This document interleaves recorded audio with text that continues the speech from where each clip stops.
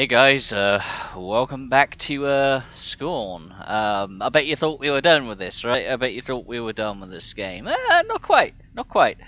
So I have played through it again already since streaming it last. I decided I'm going to stream it again, and you may be wondering why. One, I like the idea of having a shorter playthrough up on my channel. That's number one, and number two, this is going to be spoilers. This is going to be a spoilers run, okay? Just to note. And what I mean by a spoiler run is we're going to be going over everything. I'm going to talk about a lot of stuff in detail. I'm going to go over, like, even on the title screen there is a spoiler here, believe it or not. There's actually a huge one. But we will discuss the story, area names, and everything, okay? Re-going over my interpretation as we're going through it. So, without further ado, assuming slot 1, we're going to go to slot 3 for this. I like having the gap, I don't know why. As far as settings go, it was basically the same as last time. The only thing I've changed is I turned post-processing off, which gets rid of the film noise. And we're going to be playing with a controller this time, so the gameplay will be a bit smoother than it was before. That being said, we're not going to stand too much on ceremony. We're going to start from the very beginning. Now, this is actually the first spoiler in the game, believe it or not, the title screen. So this guy that you're looking at right now, we're about to get a memory flashback. So as you can see, he's like just here on the ground, kind of attached to it. And he's going to wake up here in a second.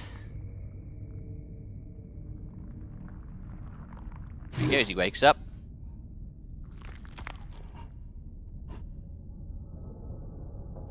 Now, if you look at him very carefully, especially what was going on with his face and his fingers.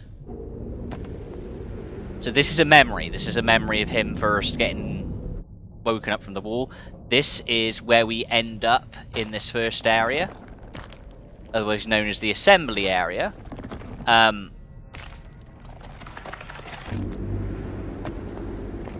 So this is yet again a flashback.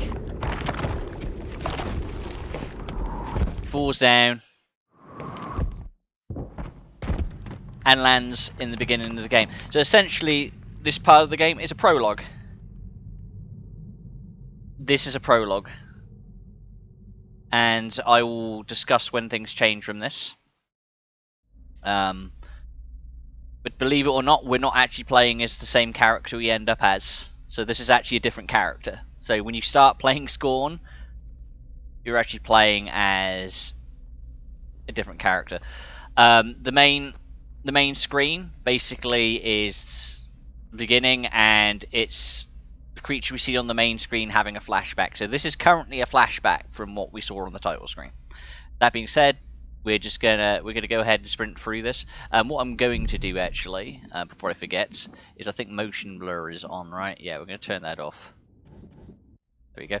So now we've got no motion blur, which should make it a bit easier on the stream processing. But we are going to be basically kind of not speed running, but going rather quickly, while I also discuss stuff. So this area of the game is called the assembly area, I believe. I'm going based upon memory. So this is where essentially things are assembled, primarily from recycled material. They actually get recycled material from something called the Mold Men. You may be wondering who the Mold Men actually are, or what they refer to as the Mold Men. The Mold Men are the little entity we're trying to get in this area. In short, it does a very good way of just visually explaining its environment, essentially, right? So like I said, we are going to be going relatively quickly. This isn't a speed run. It's going to be a relatively fast playthrough, though, since I know how to do everything. Yeah. So you get your key. Got a key. So obviously all the puzzles, I kind of already know all the solution to all of them. It may take me a moment to solve some of them still, just because I have to jog my memory on some of them, but for the most part, yeah, it's going to be fast. So first puzzle in the game. Oh no, what are we going to do? That and that. So last time we actually the little mold dude, the little mold man dude, we actually cut his arm off on my first playthrough because I didn't know what I was doing. This time we'll do the other method, because there is indeed another method. So we go this way. This is going to be the first area we go, and we're going to run up this elevator right here. Like I said, you're going to see a very fast playthrough. And there's going to be a lot of interesting stuff to go over as we discover it. Okay, so I'm not going to be just telling you everything from the get-go. I'm also going to be explaining it as we go. So it's probably beneficial for you to stick around and watch all of it. Honestly, we're going to play with the real fun slide puzzle we got to play with last time. That's okay. Actually, when you understand this puzzle, it's actually very easy. Like, it's very easy, in fact. I'm just going to do that and that. And that's the first one. That's the first one we need to do.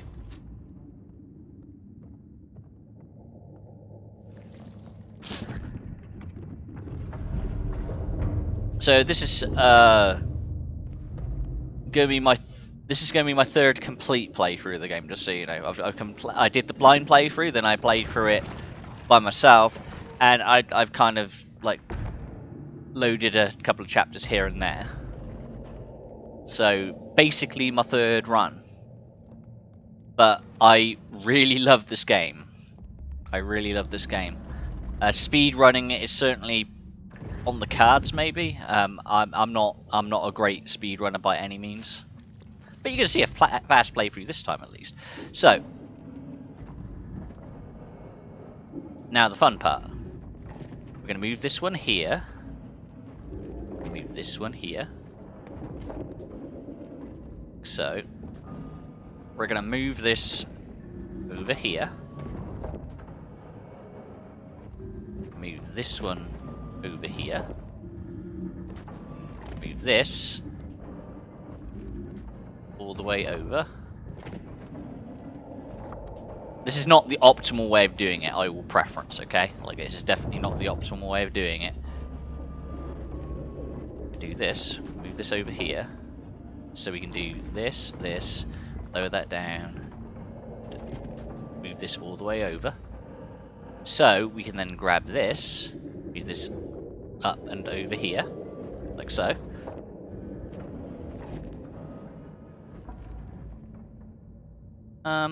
Give me a second. I fudged this already. Put that down there. Put that down there. Grab this one. This one down here. And we're going to grab the single.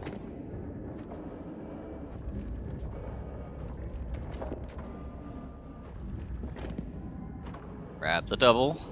Move this over. And there we go. We just solved the puzzle. Look at that. That's a lot faster than we did in our first attempt, wasn't it? Look at that. I'm still dreading the node puzzle. The node puzzle is my least favourite, but maybe we'll get through it a bit faster this time. So we'll do this. And here he is. This character is called the Mold Man, which is the purpose of this facility, believe it or not. I mean, it obviously that's obvious because the amount of eggs everywhere these guys are birthed from them.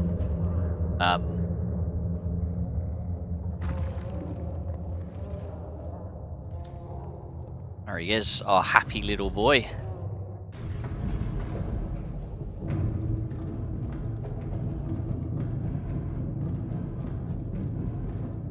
I was debating even doing a second playthrough. So I don't know if I like the idea of 2 playthroughs of the same game being up on my channel, but I feel having a nice faster one, which talks about the story and spoilers and everything else, is a good thing to have. That way,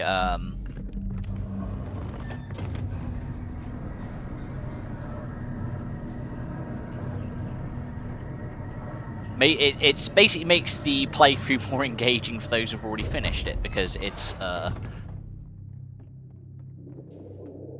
so yeah, here we go, and my cat's going to start meowing again, because of course she is. Anyway, so we're going to run all the way over here, where it dropped our boy off.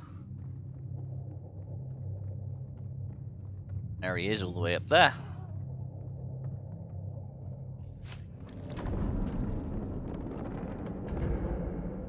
I gotta say, man, I put this game on the lowest settings to see what it would look like, and it honestly doesn't look bad even on lowest. It's kind of amazing how they've optimized this. But I'd always be willing to bet that it's not changing anything at all. But I got old gamer small eyes. There he is.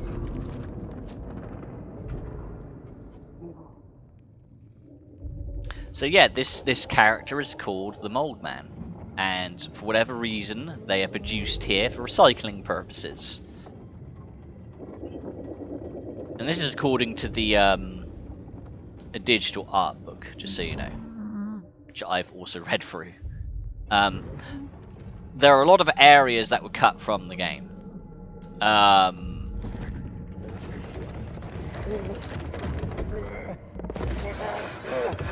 Including what I believe to be a final area. But we'll discuss that later as well. So as you can hear, he was real happy about that. He's a rather upset boy. So, like I said, this time we're going to be doing the other method you can use to deal with this guy. So there are two methods to extract this guy. A total of two. One is the scoop, which you think would be less life-threatening, and the other is the saw. Guess which one you think is more life-threatening? You would think the saw was more life-threatening, right? Most people would think that. But apparently, the best way of doing it, believe it or not, is the saw. So we're going to do that. Turn this view around, like so. And is that the correct route? Let's double check. I believe it is not. Yeah, no, that is not either. That is the correct route, so yeah. So like I said, not a speed run by any means. But just a fast playthrough. Yeah, sorry about the slow turn speed. That just kind of happens because I am playing with a controller now, so. But it gives me more relaxed gamer posture, as they say. It's kind of funny that we're going for a fast playthrough, and this method I'm doing now of not killing this guy is actually the slower method. Definitely the fastest way of doing it is to use the scoop, because it's the quickest route to that room, and it's also, you don't have to do an escort mission with this guy. So we are going to have to do a brief escort mission. But we killed him in our first playthrough, so we'll do it the other way. And once you've done it both ways and you've completed the game, believe it or not, that means you've unlocked all the achievements, because all the achievements in this game are just progression ones. There's only one that you can't get on your first playthrough, and that's you either have to do one or the other with this guy. If you actually look at the achievement pop-up on my first playthrough, I got 2. A hand or something it was called, or extraction, I can't remember. But 1 is when you just straight up save this guy. So there he is. Either way, this is not really a nice thing we're going to be doing to him anyway.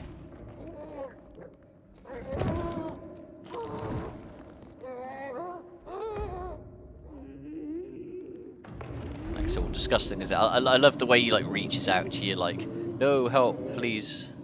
Don't worry, buddy, we're gonna get you out of there. Honestly, the slowest thing about this is waiting for the prompts.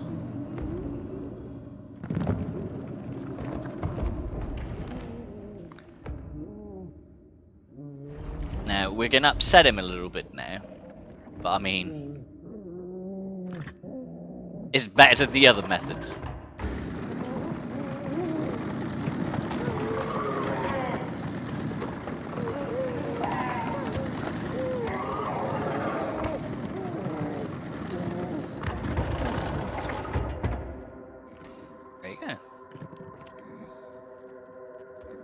As you see, he's completely fine. Don't worry about that nasty gaping wound on his back, he is okay.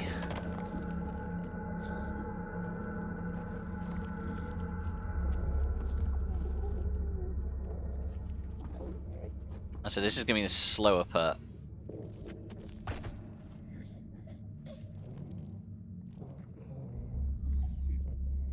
And it's a boy.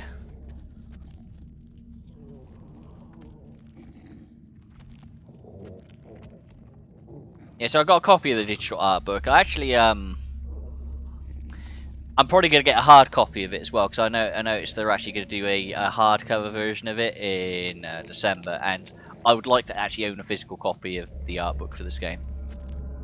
Because I do really love the way this game looks. And I do have a deep appreciation for how they've crafted it. There are some complaints about the length of this game, about it not being very long and how long the development took. And when you look at the art book of how much cut content there is, because there is a substantial amount of stuff that was cut from the game. Come on, buddy. This way. You should follow us over here. So he's going to wait here, and he should come up. He should meander his way over. While he's taking his time, we'll just wait here and discuss things.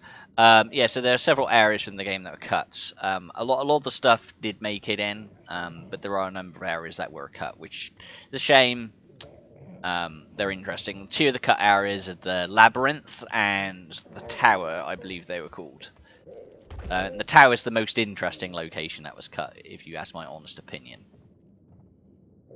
The tower would have been the final area, I believe.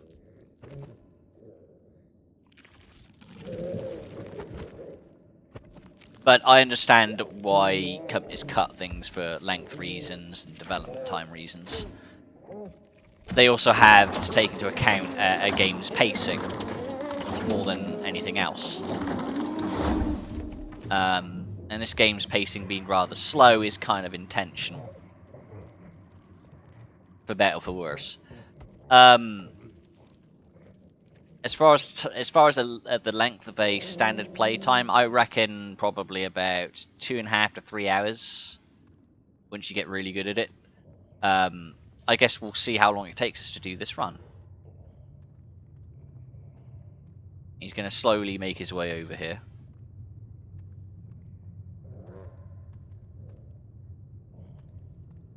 I like it when he's giving me the slow movements.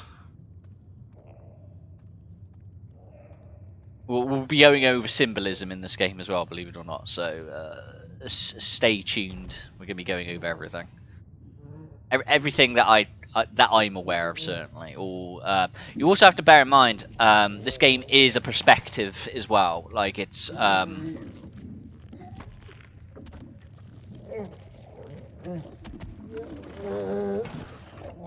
you take away from what you believe it to be, and I think that's the most interesting thing about it. Is not everybody views this as not everyone views this as the same.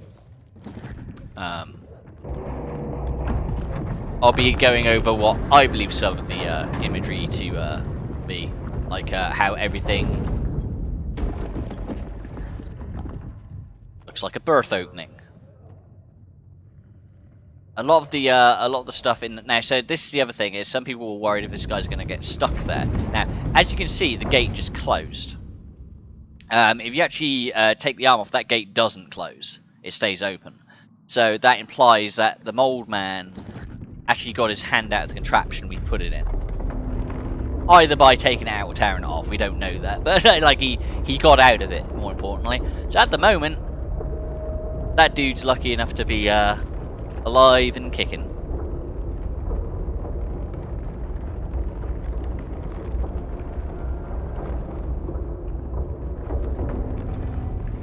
And here we are. This is the another part of the assembly area. I believe this is where they grow things. As you can see, there's a lot of bodies around. We get a very important thing from this area. Now, This area is actually very important, especially up here. Because we actually end up back here, believe it or not. I mean, you can believe it. Or not. So we're going to get our first weapon that is not really a weapon. And this actually indicates something very clearly later on. Which I didn't notice on my first playthrough. I did notice it when I started playing it again. I was like, wait a second. And something I've been more acutely aware of is from all the other stuff I've seen people talk about this game. Not a lot of people are discussing this.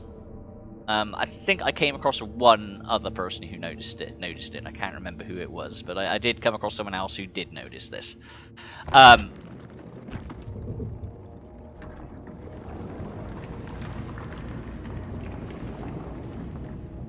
There's going to be a number of things to go over here, in particular. One is the yeah,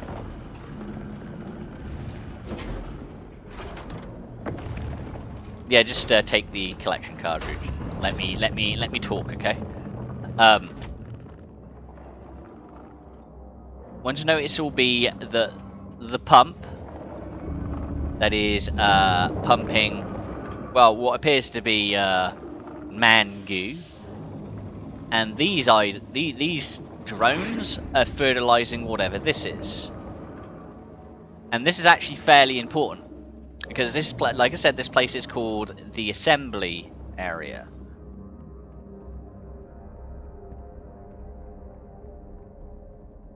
Why would they be fertilizing that, you know? So I guess we worked out where potentially the mold men come from. They come from whatever that is.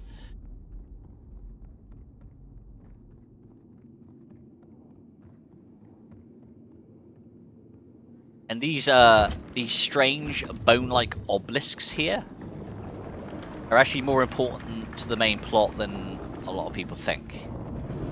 Or at least that's my takeaway. I got to explain something. Everything I'm going over here is my personal takeaway, okay? It's not necessarily the word of the developers here, okay?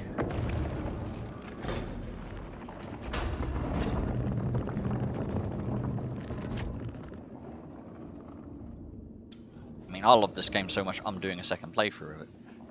So, to note, these guys do damage you. Oh god. So, let's go get rid of that one. Rid of that one.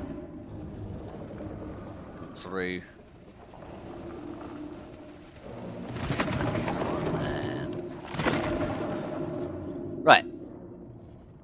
So here we are into the main office space. But we didn't really look over everything too much here. So there's this thing that's being fertilized. All these things are essentially being fertilized.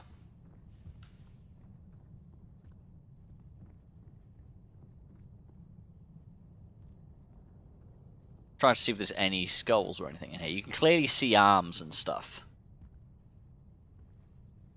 But that being said, we're not going to stand too much on ceremony here. We are going to do the first. I hesitate you can call this a puzzle. I guess it is, but so we pick up the first cartridge now. So we've gotten all the cartridges we need to use here.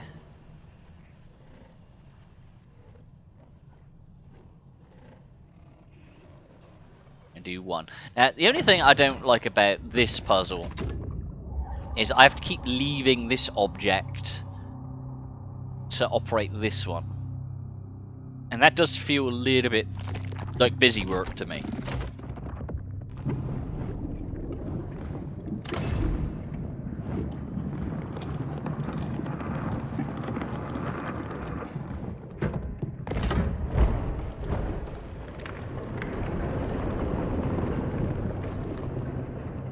So clearly whatever this organic matter is, which I still don't understand what it is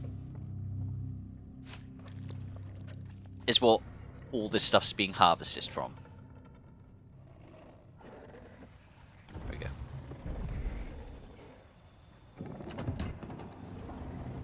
One of these is going to open. It's going to be the one over here. So I'm going to move this one over here. Move it up.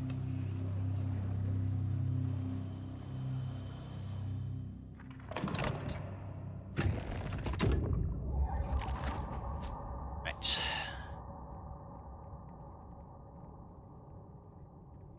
Operate our next console.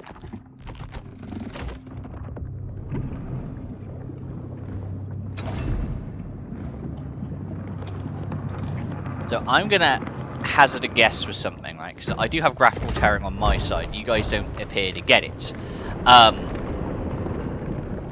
I think it's a byproduct of it being played off a different PC. One that's being streamed from is fine, but the secondary PC, which I'm actually playing off, is getting graphical tearing. Wait, it's in the middle, right? So it is. And third time's the charm. Do this, we're going to go up, and we're going to plant it.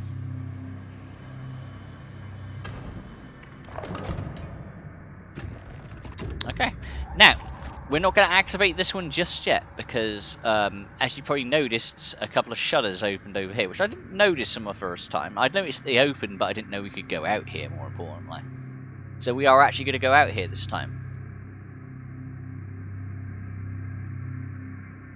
So this area should seem very familiar to us. There's this, which is a tramway, which we did experience later in the game in our first playthrough, and it goes to a centralized area, which is our end goal, essentially. I'm going to go over the other side and look at the other direction. If we can remember how to get there without getting ourselves all blocked.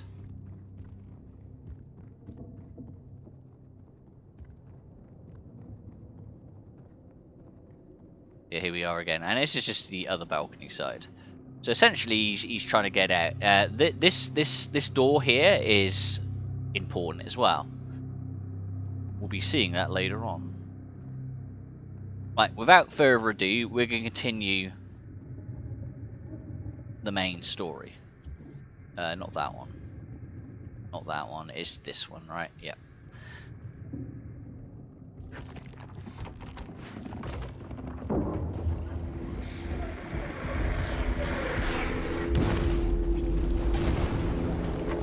So, it overloads.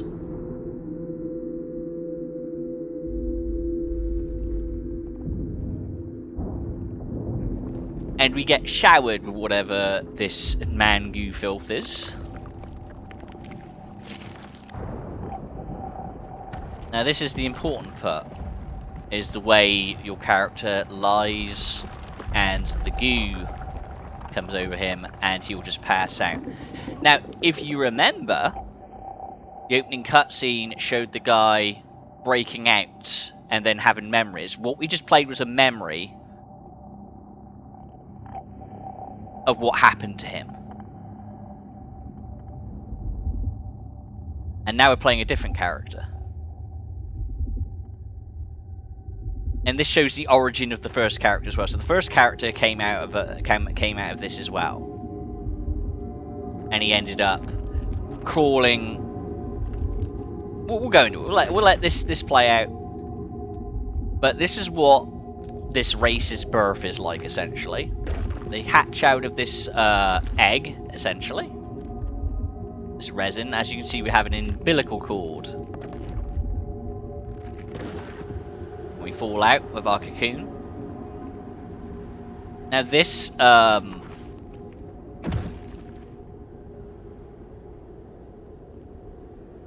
there's another poor soul who didn't quite make it. He may have fell out, landed on his head, just died instantly.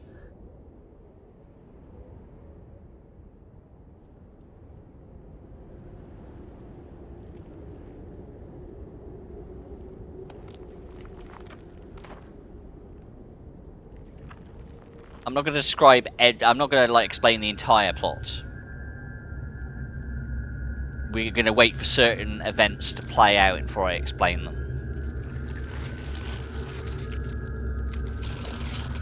So, this is what the birth is like for every member of whatever race we are. We may have evolved ourselves to be like this, but essentially this is how every single member of this race is born. It's how the previous guy was born as well. He was born here. This area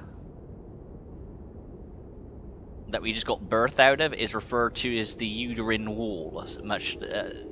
So obviously heavily emphasized uterus. So we've just been birthed. And now we make our journey across the place known as the Fields of Decay.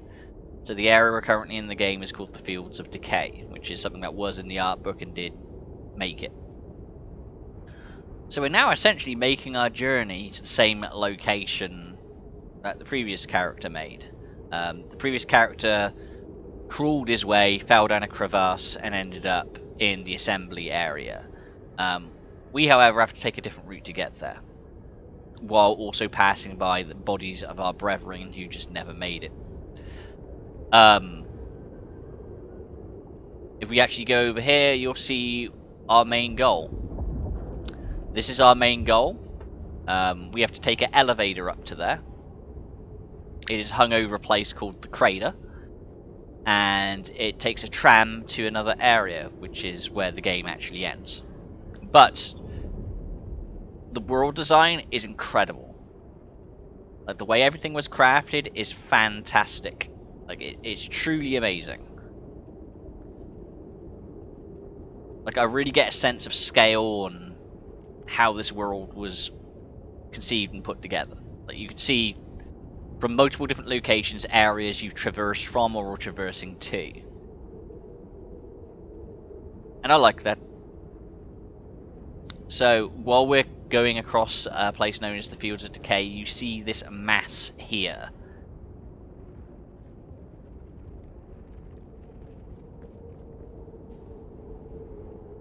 So there was some sort of infection going on, and all this infection has a centralized source, believe it or not. It comes from somewhere.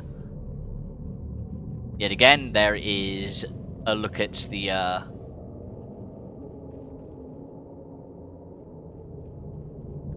tram system that hangs over the crater from a different angle.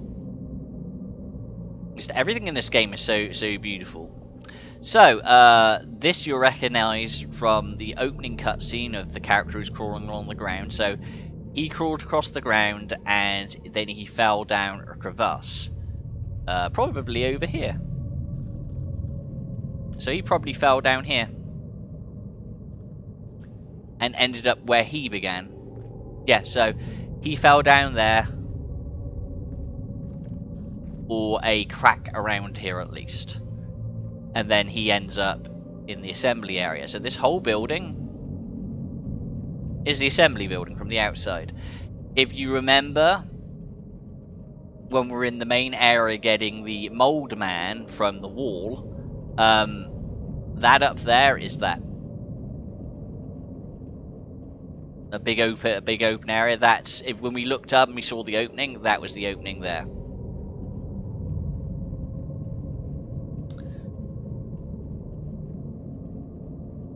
And this was the other part of the assembly area where we had like all the fertilization going on.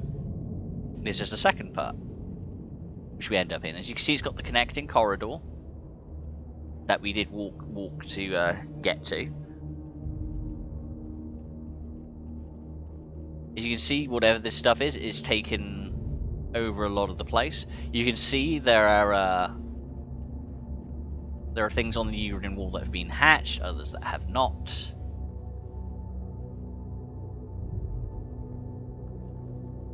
More of our brothers who didn't quite make it. Yet again, the game is doing a very nice thing where it's guiding us with lights, showing us the direction to go. Which we very obviously see this area and decide we're going to go in here.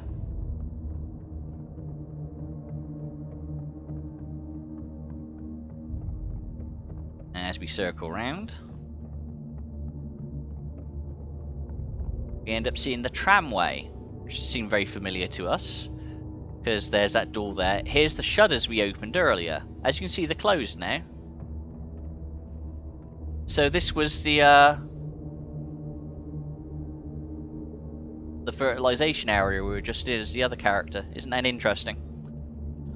We've only got one route to go, which is this one.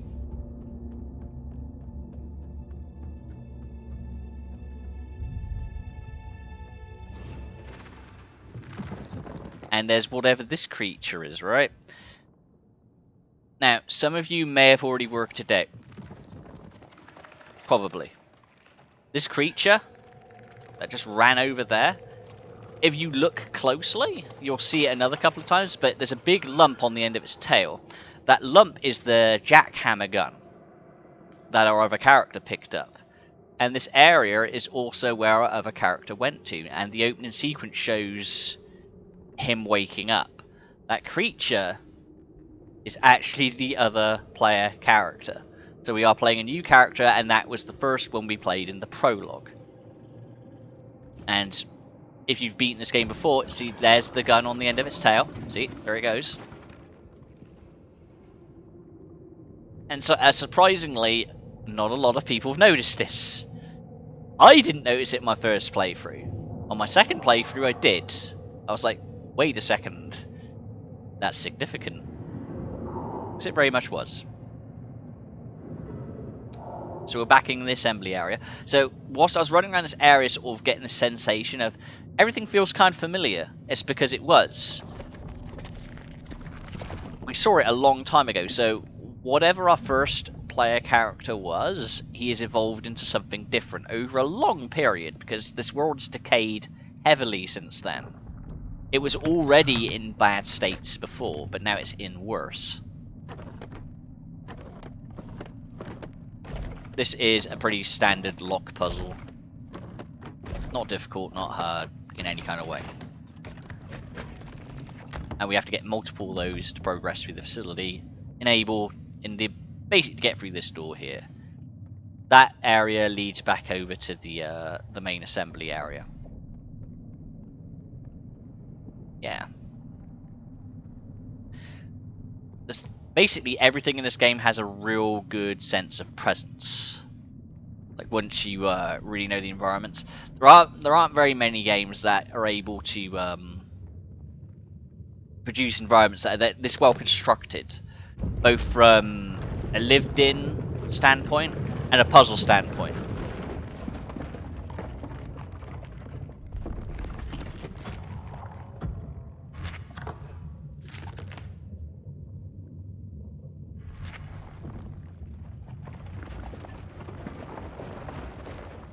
I have my own theory about what these guys are.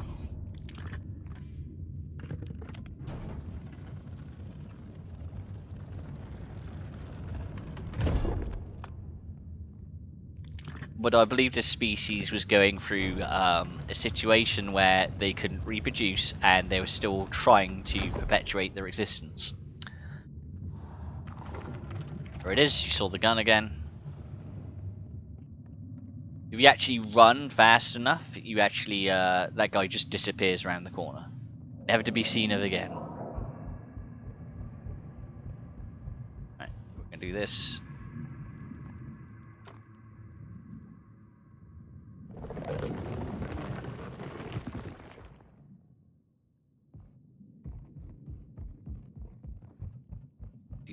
Do.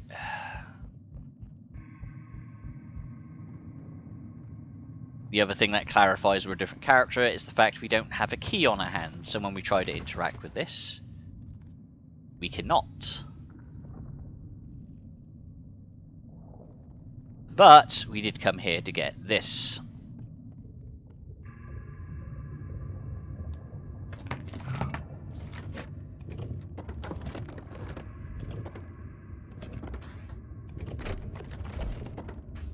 I still haven't worked out the order of these. It's that one. My cat's fucking clawing at a box, because of course she is.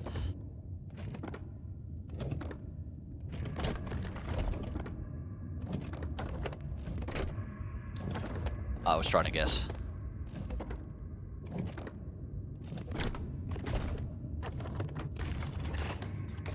Right.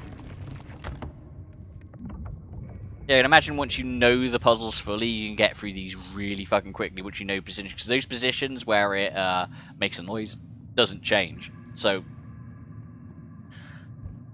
once you really learn those puzzles, you can get through them super quick. Right, that one, that one.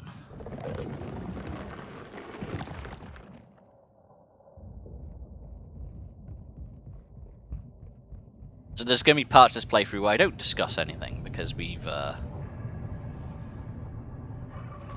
there he is again.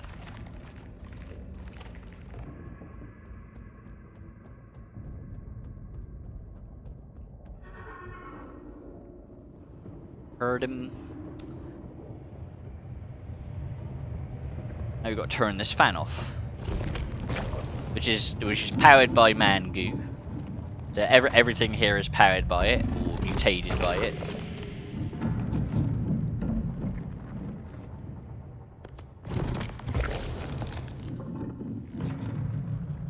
And up and coming is the most significant event of the game. Hey, buddy. So, character from the prologue who's mutated, you can see half of his skull there. On the other half, which you don't see, is a face that looks very much like our own.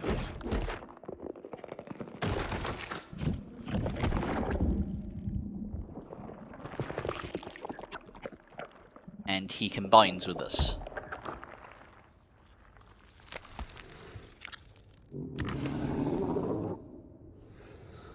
So, another symbolism of this game is disease. Our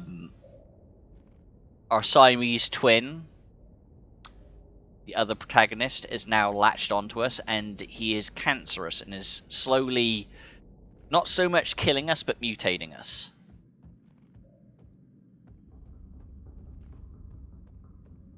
Producing, fear of your own body, amongst other things. Yeah, we go this way. I had to remember then for a second. I'm gonna have moments like that, I'm afraid. I'm gonna have moments where I get stuck on the geometry as well, because this game is well crafted, but there are areas where you do indeed get stuck. And there's nothing down there, I remember now. But here is the another part of the key we need.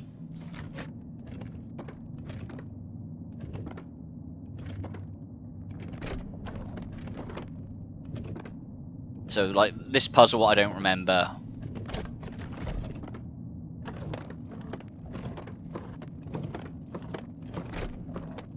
I was hoping to catch up to it. Whoops.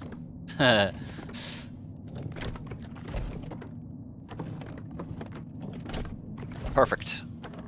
I guess the last one. Go.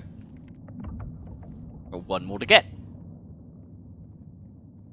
But to do that, we need a key.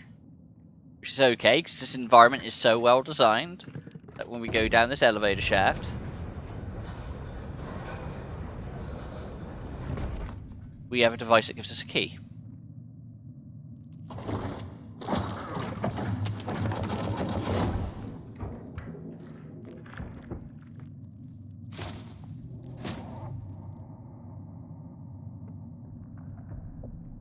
And because we bumped into him,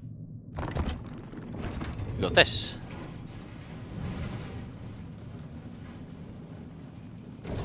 So this game has several things in it that stop you from breaking the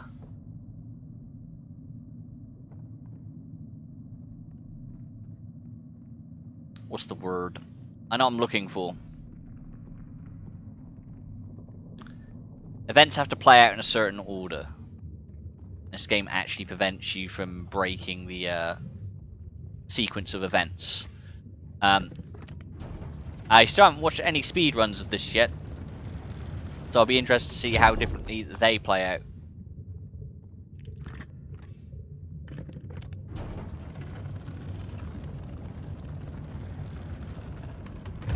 You're back up here again.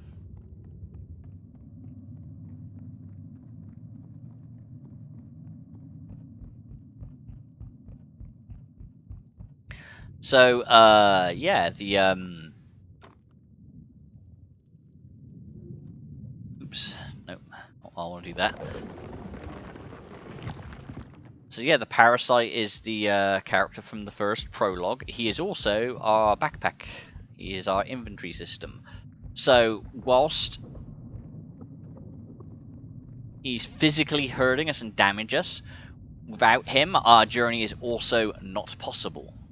So it's almost like it's relevant to,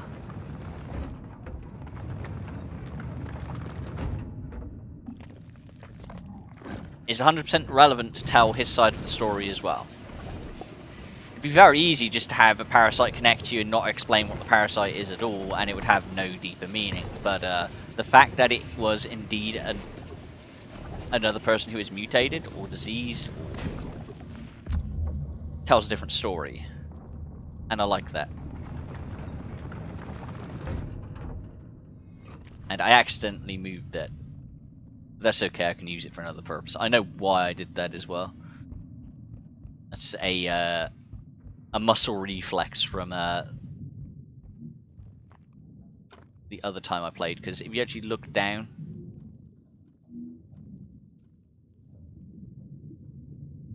you go here, yeah. I had to think then for a second. I was like, I've got the order of events playing out in my head, since I'm very familiar with the way this game's set up.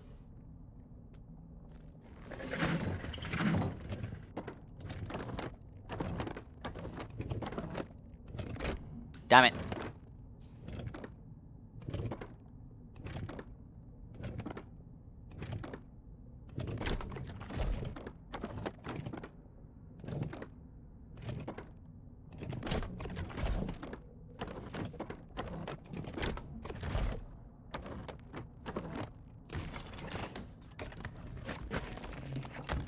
Yeah, and I remembered the last position on that one as well. Here we go, and we got to go back. We got to go back now. We got our key that we need.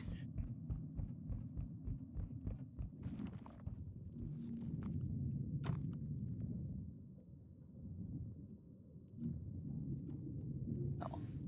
Nope, nope. That one.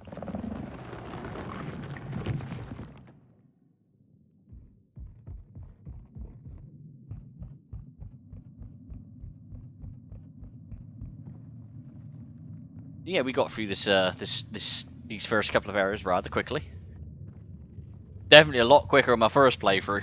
We're at not even an hour yet.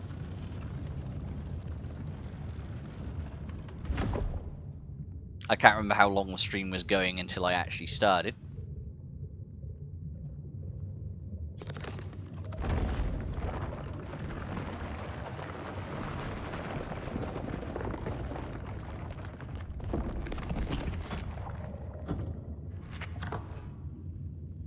Now, I can't remember what the art book refers to these at, but they look like either reproductions of ourselves or another thing that the lore goes over. So we have to put all these pieces in order, so you have to bear with me. This is where I get a bit...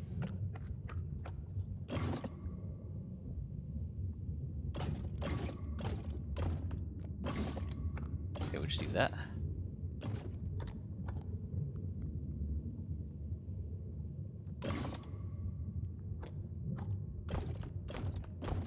There is something stopping us.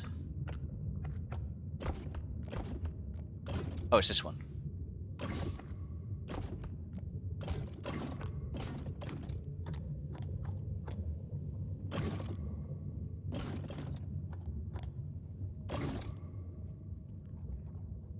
Wait.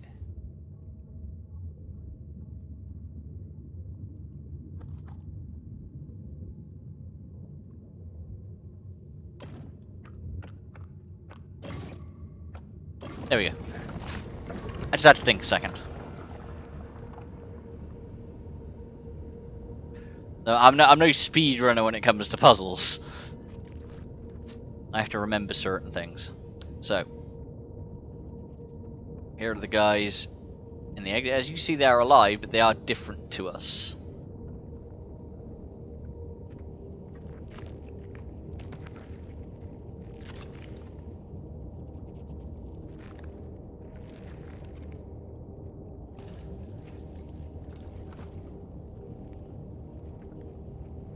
Very important item.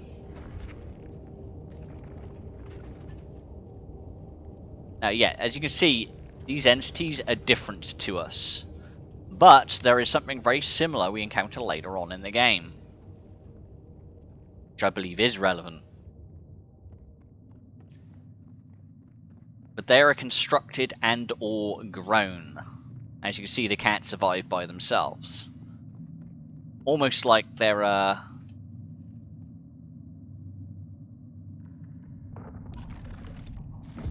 androids or biomechanical in some way.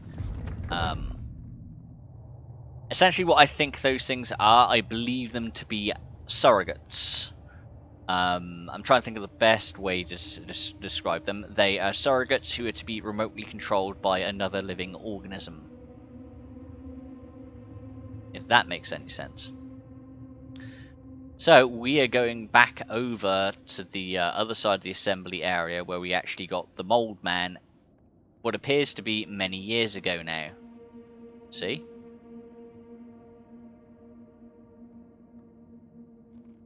See the place is like fully rotten, kind of falling apart. So we have no idea how much time has passed between the two characters. We have no idea how long our poor boy was here mutating. And as you can see, he's our inventory system, so without him, we can't complete our journey. It's actually a very important distinction.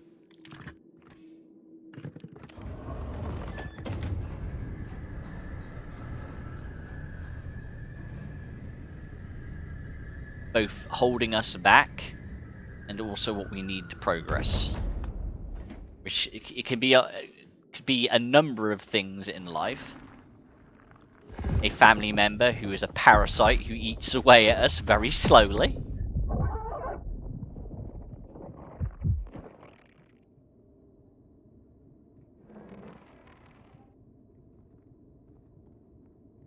Obviously, from a game perspective, it does that to emphasize you just got an item which allows you to heal. And at any point, if you're ever concerned, you just check what you have. And I'm missing 1 bar of health, which is not actually that much to worry about. You always leave the last bar. That is very important, I will say, because each round of juice can actually fill up 2 spots. And you see, that's the railway area.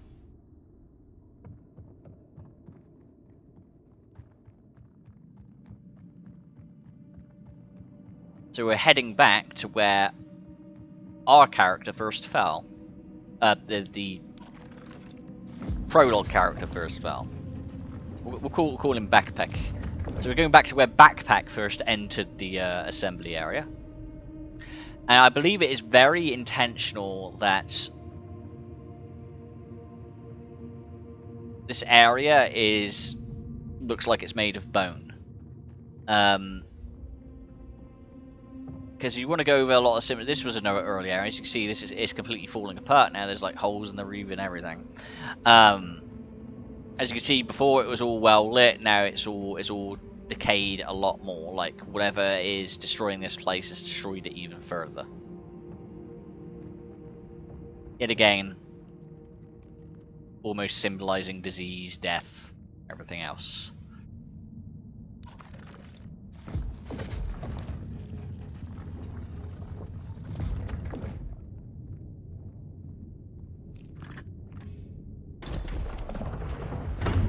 Elevator that takes us down. Now, a very important factor is we're now going down an area referred to as the crater. This is going to be the most extensive area of the game. actually blends into several other areas. We're going to go this way first, and there's a reason why we're going to go this way first, because we just want to show off the area we're in.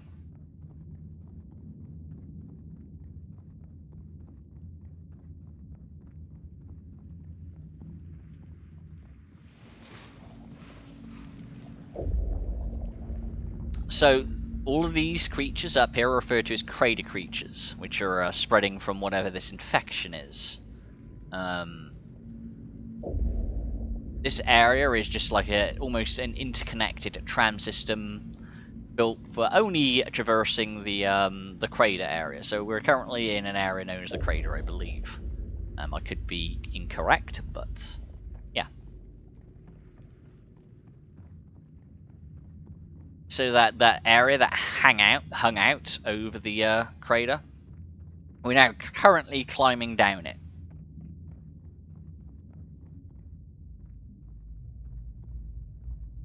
This is important. We need this.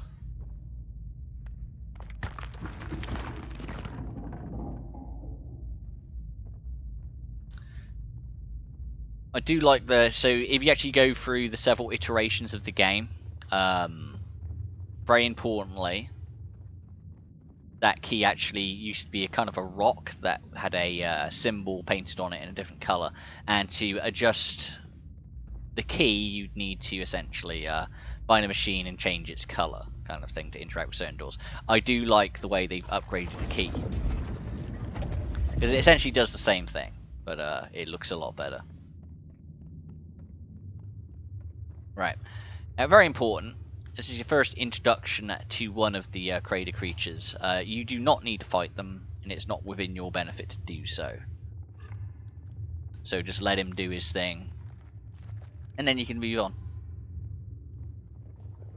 So he's disappeared, he's gone forever. He's basically goes, they walk into these wall pockets and they despawn.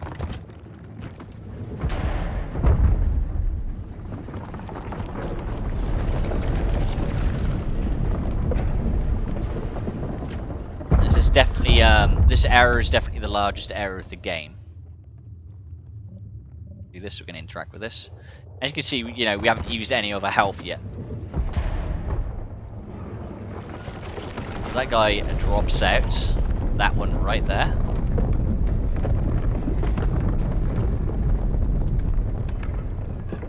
He's gonna come at us. That's okay. We're not too concerned about him. And go over here, and we're gonna rotate this back around to where it was before, which allows us to traverse the balcony that's actually up here, which I'm kind of tilting the camera up at.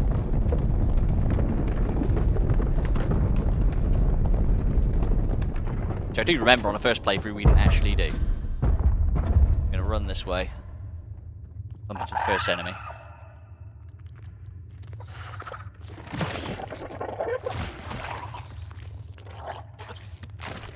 So very important to note that the chickens only take the chicken crater creatures only take 2 hits from your pile driver or whatever it is.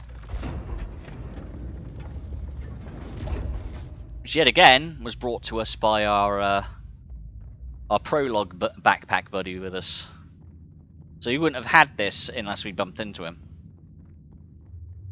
So like I said, he's both hindering our progress and helping it. So it was important to tell that side of the story. And here we are. As you can see, we walked over there, and this is how we first viewed the room. So we're now on a different offshoot of it, which gives us access to this. And 2 puzzle incoming.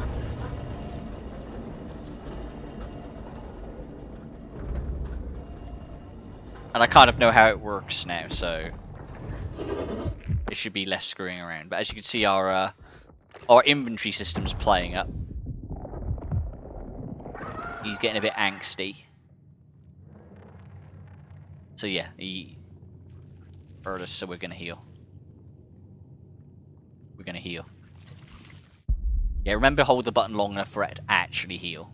As you can see, it healed us for 2 points of health.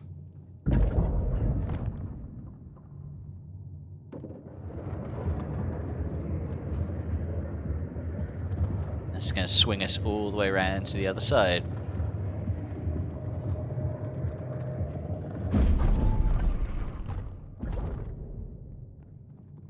game gives you more than enough health to get through it as well. I'm not going to tell you this is going to be a deathless run. I hope it's going to be a deathless run. But I may fumble a little bit.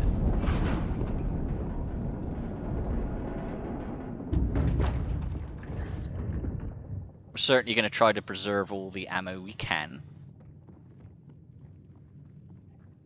So we're going to bump into a guy coming up here.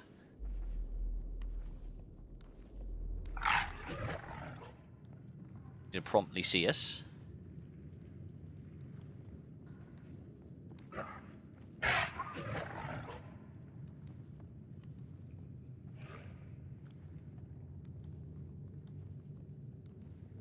You actually leave him be, there is a wall pocket over there he'll go into.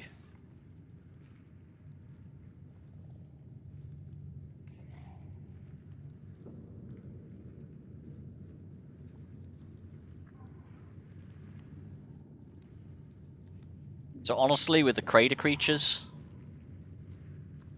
if you don't have to fight them, don't bother. They're just a waste of resources. Like, they potentially harm your health, like cigarettes. And here we are. This is emphasizes we are in a place called the crater. We are currently on a wall. That's where we're going. We came from directly up here, which is where the assembly facility is connected to. And as you can see, there's multiple areas around the crater, which there could be other facilities connected to these, but we only know of the one that's above us up there. But yeah, there's where we're going. Eventually, we're actually heading directly down, and there's a lot of smog in the way, so we can't actually see the bottom, which is fairly intentional. And we're going to go this way.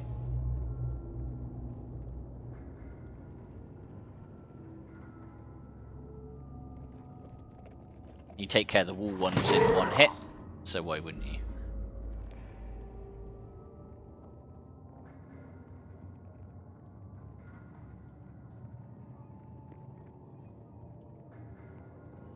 Right, yeah, we don't need to see all this, we're just going to run past it. And now we're down on the bottom level with all the elevator stuff. Now if you actually run over here and go around here to the right, I believe, yes, there is a health station.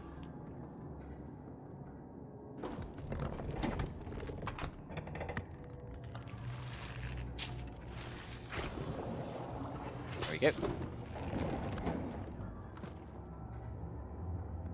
I'm dreading the node puzzle.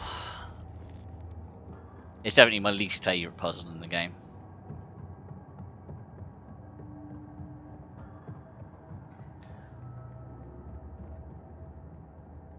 So our main goal of this area is to get another tram, which is right there. You can go down and take a look at it and see that it is completely gummed up. So we have to move this somehow. I mean, obviously, most of you already know how. We go over here. I don't think there's anything in here from what I can remember. No, it's just a dead area. But this is what activates a crane up here to lift this onto this platform there. So, we have our goal, so let's go complete our goal.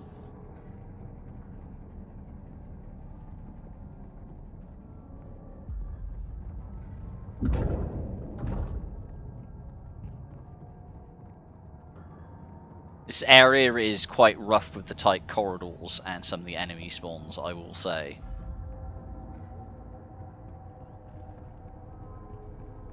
There we get our first one. I'm going to teach you a neat tactic though, that I used. Or I use rather.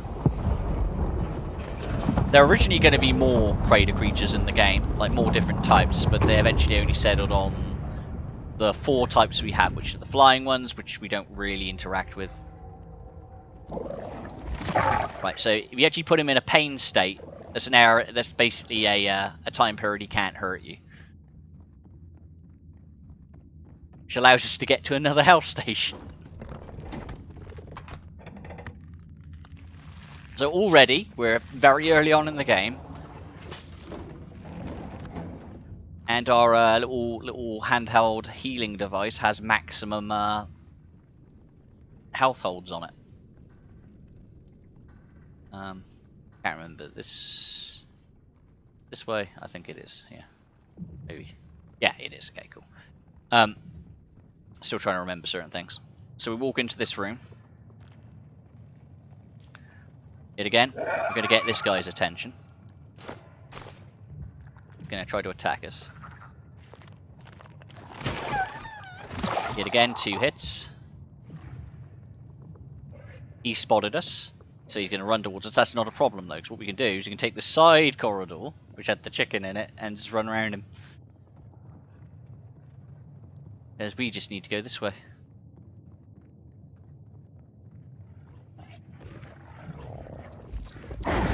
Okay. Yet again, put him into a pain state, run away. No, not interested.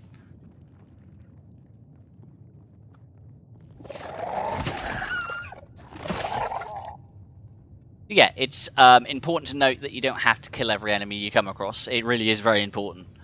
Like this pile driver gun, which is essentially a melee attack, is mainly just to defend yourself if needs to be. It is always useful to put an enemy into a pain state.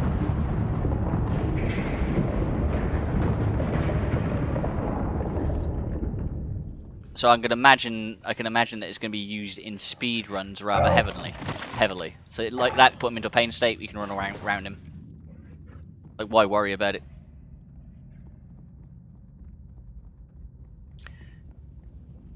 And the node puzzle approacheth.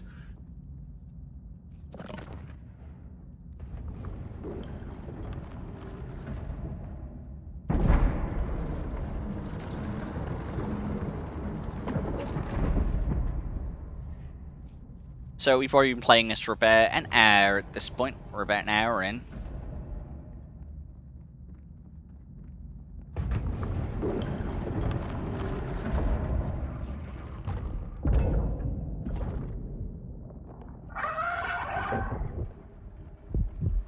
And our prologue partner's going to act up again.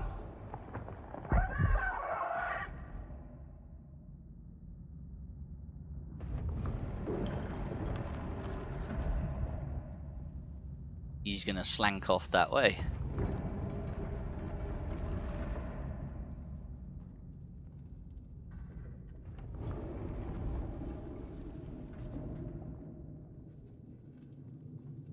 Right, and we finally get our first gun. Which, on this playthrough, is an hour in. Which, when you think about it, it's not too bad. But on most people's first playthroughs, they don't get it the first 2 hours.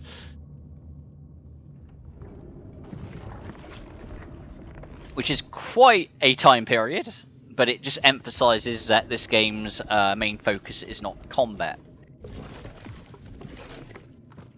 By any means. I still whips the hell, that's fine. Obviously we're going to reload the gun. Yeah. Chickens. Like I said, if you don't need to fight them, don't bother.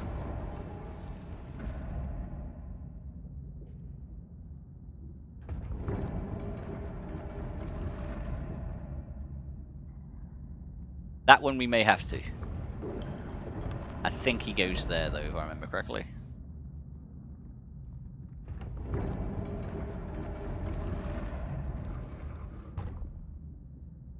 So he's walking towards us, which is rather threatening, but he is actually going to a hole in this wall adjacent to us. I say adjacent, you know what I mean, like he's walking into this wall right here. There he goes.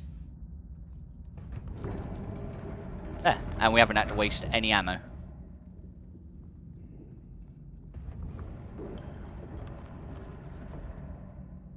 And the ammo you receive is kind of based upon the enemies you encounter, so note that.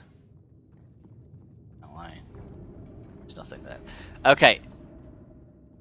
This puzzle.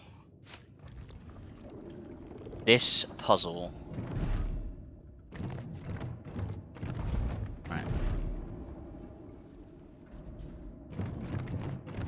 Right.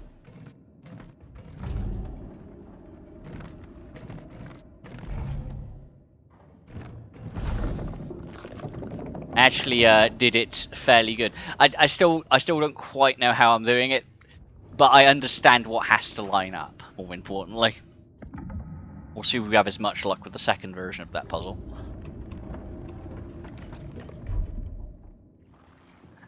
Right, he's there. That's there. Like I said, if it's not in your benefit to fight it, don't. I don't know what direction they will run though. So both the chickens are coming this way. And they're just going to pass through each other. Don't worry about that. That's not a bug. That's intended. I don't know where he's going.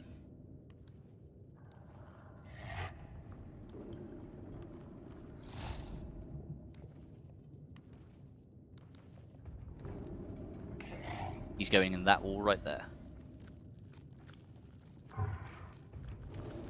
He goes. So does that mean both the chickens are gone? Yes. Okay.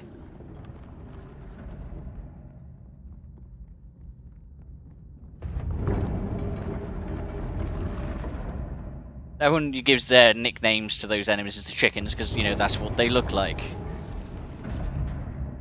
Their official name for all the different types of creatures are crater creatures, so that's what they're referred to as.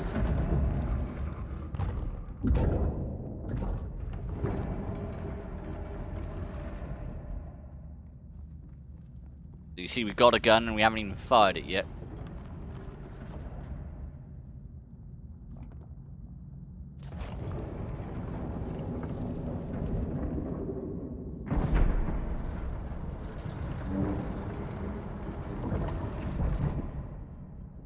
There is more than enough trigger-happy gun action in this game, though,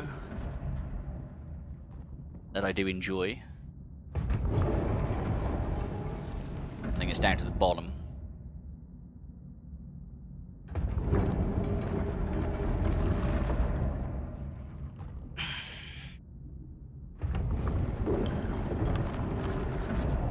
Right.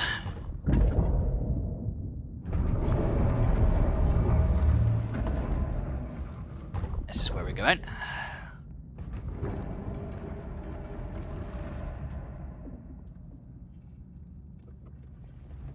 Yet again, don't have to fight it, back off.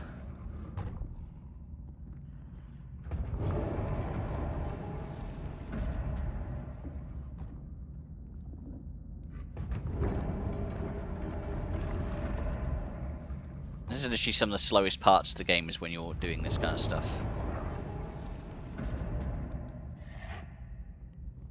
Can't remember where he walks, so he's...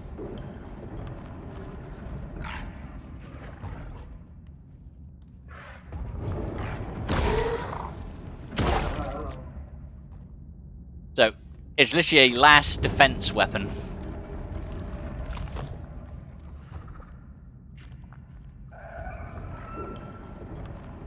And unfortunately, we've got the attention of some of the locals. This could kill us.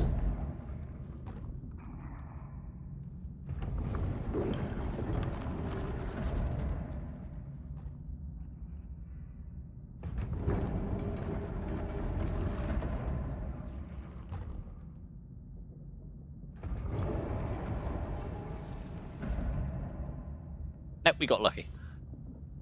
Oh, fuck.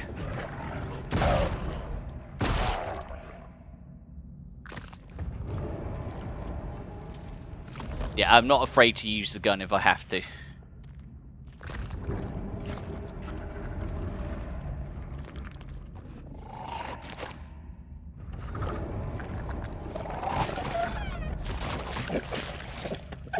And try to avoid using the gun on these guys, if you can.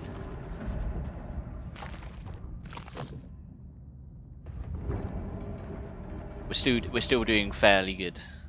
Fairly decent.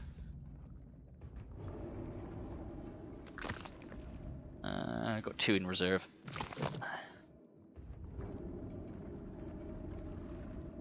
Wait, how much healing do I have? Oh. Be foolish not to, wouldn't it? As we have this here.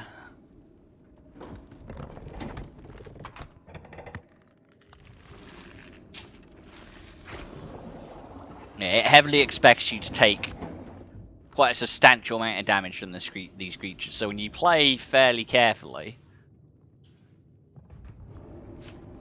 this puzzle so.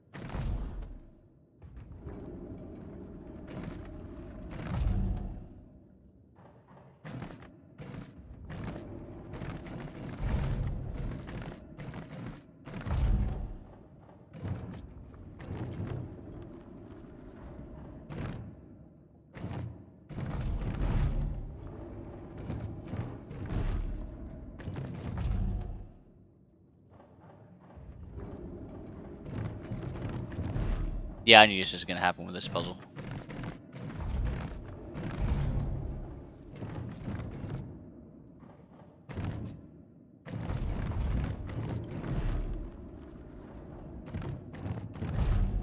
I just need to find a way to rotate this one.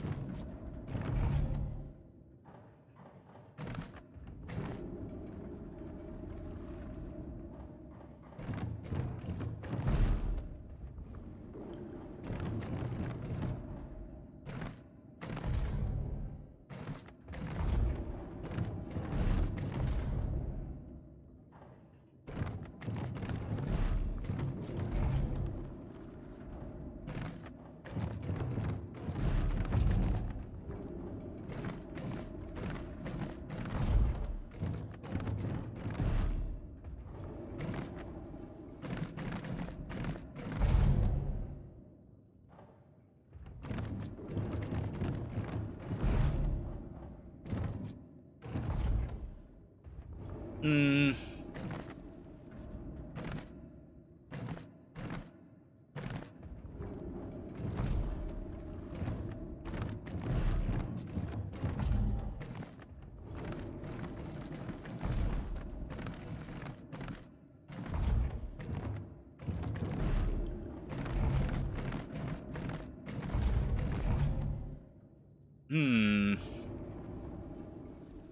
Yeah, these puzzles are what hold up the game. This one.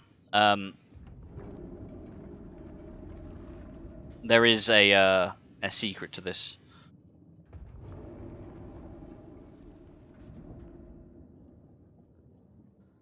So I'm surprised I did the first one quite so quickly.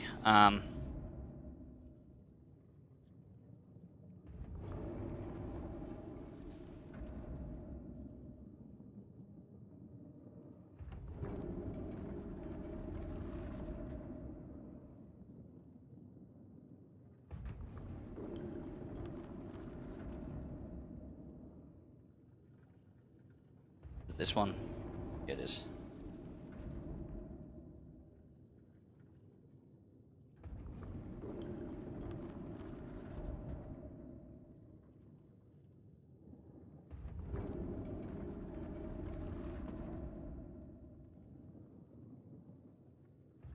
Right, here we go. So, if you ever screw anything up with the puzzles, like ever, I'm gonna give you a top tip: reload the game.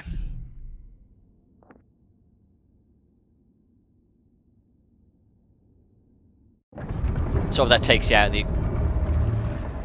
Oh, shit! Really?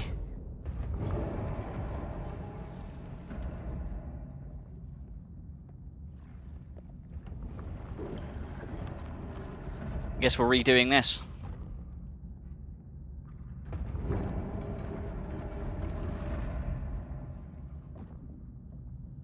Ah, it's a shame.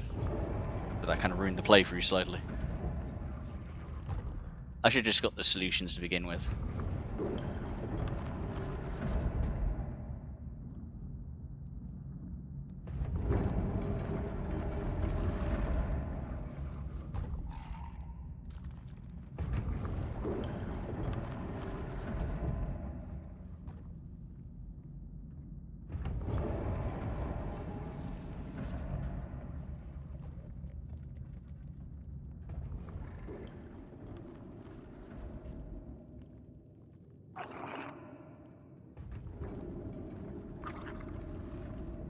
He's gonna go in the wall, right?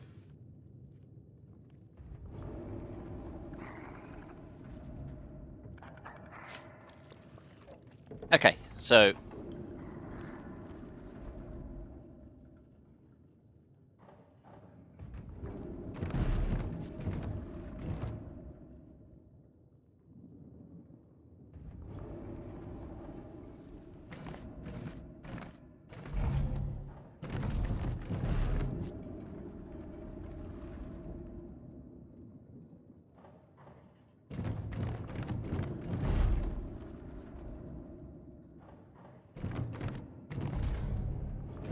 we screwed it up somehow.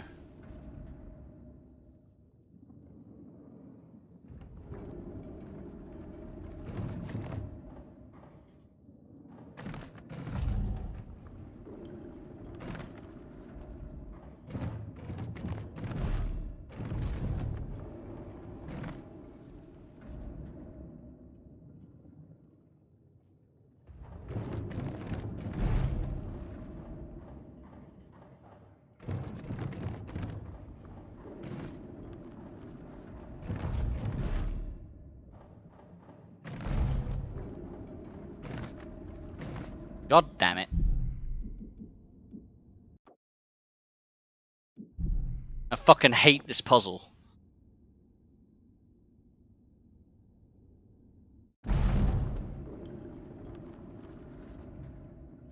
Okay, now it remembered where we were. That's weird, isn't it? Okay, so it should have reloaded it, so... Here we go.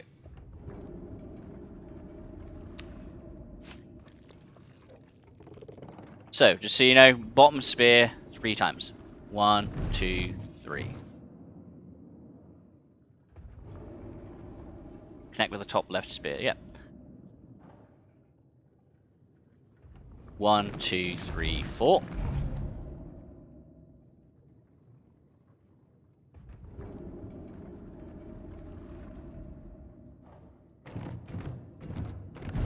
Bottom node. Top center 5. Yeah, there we go. Okay, yeah, so it's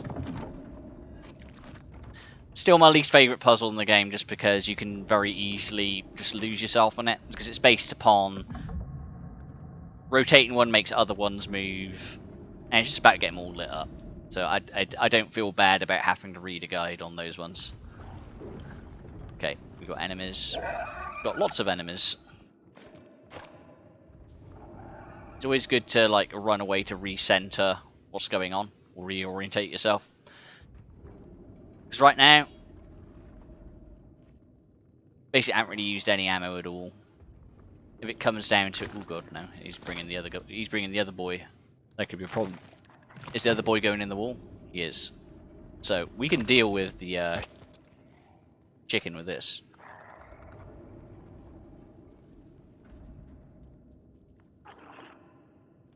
If we need to.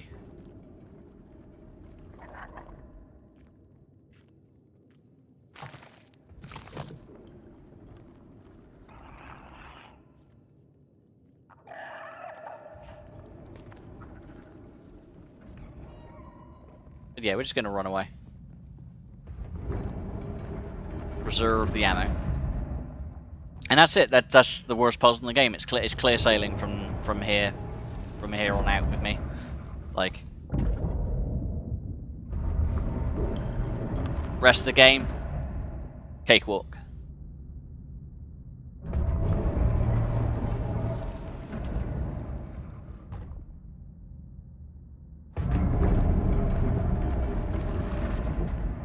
There is one fight in particular which I know is going to be rough, and it's not even the last boss fight. It's the final moment where the game just throws everything it's got at you. There you go.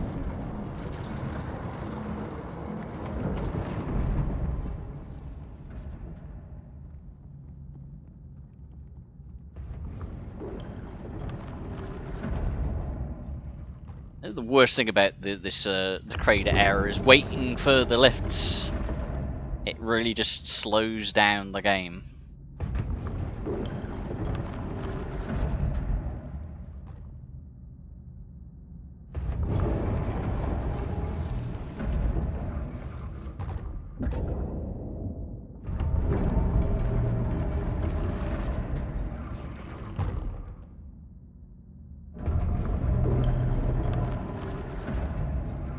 Go.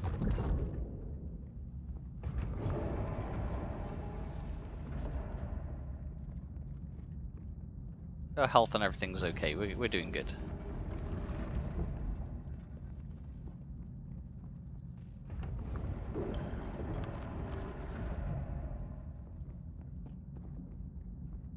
Kind of funny for the first node puzzle. I didn't need the fucking guide, but I did for the second one. Right.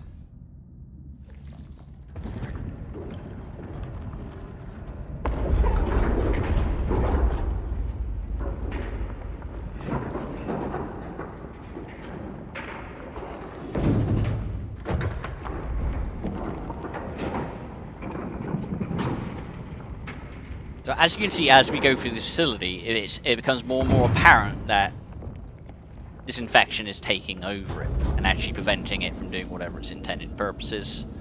A lot of these early areas are factory assembly areas. This area is clearly just intended to assist in people getting down to the bottom end of the crater. Which I'm forever going to refer to as the Pit of Despair.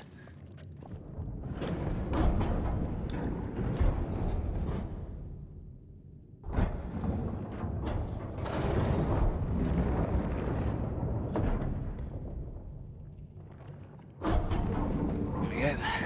Is that?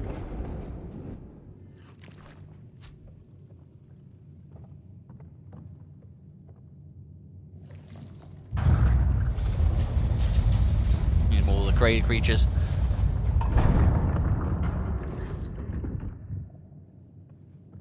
Go back up here, and we're going to drop off the ball we need to progress, which is this way.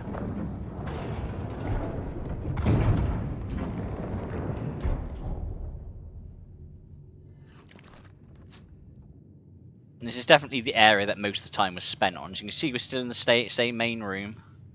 Where was the area we were actually viewing it from? I can't remember. It's up there somewhere, I believe.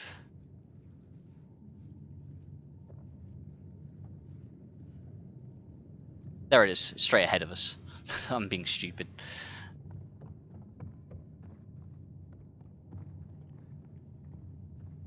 You do this.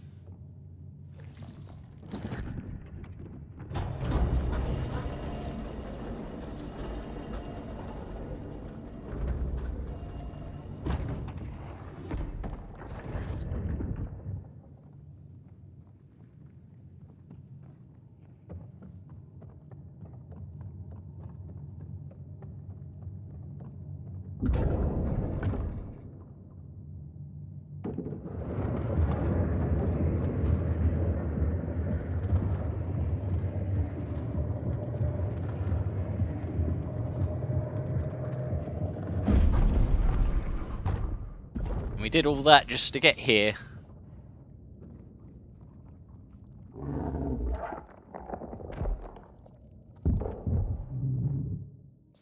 So yeah, whenever this happens, you do take damage.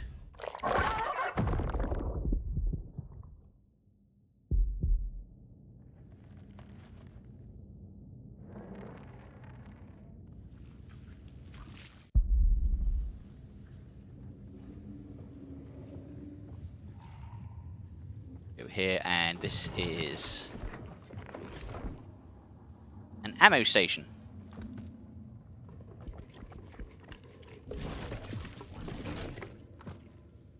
Which we didn't really need any, because we haven't used any this time. You see, we've got a spare 6 shots in there.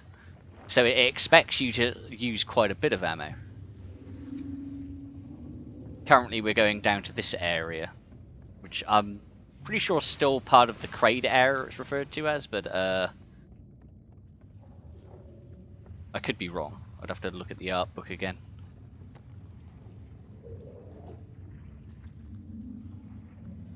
I don't think we can go that way. Yeah, no, we can. So we're going this way. Also, never forget you also have this. These kind of situations.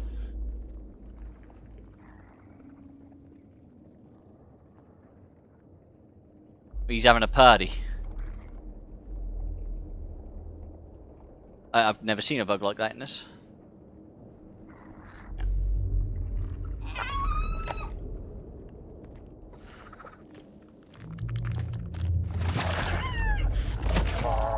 Again, 2 shots takes them down nicely. This is emphasizes we're still making our way down the crater. We're down a little bit further than we were before, though. Just a little bit.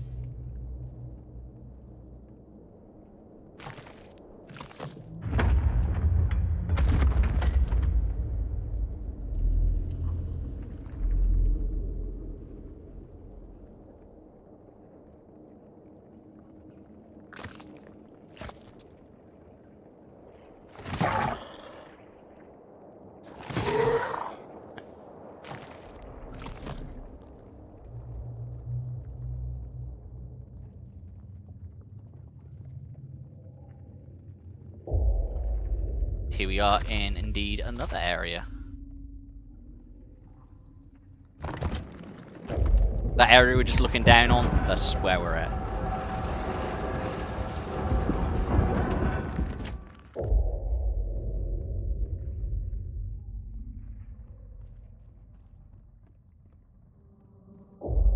And these raider creatures, this guy who's just running up to us now, because, you know, he's full of joy.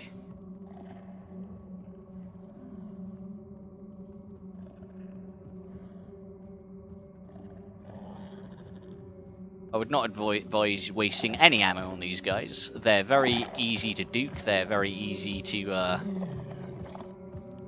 just run circles around. So the only time you really need to fight them is if you're really kind of backed into an area with them, if that makes any kind of sense. Which isn't going to matter for us too much longer because, you know, we're already out of that situation.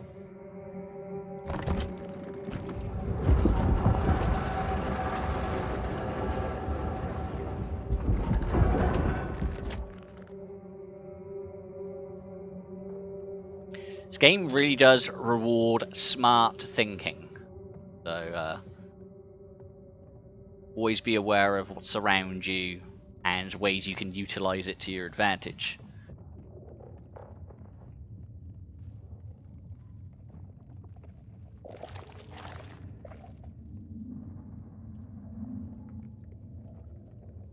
Well.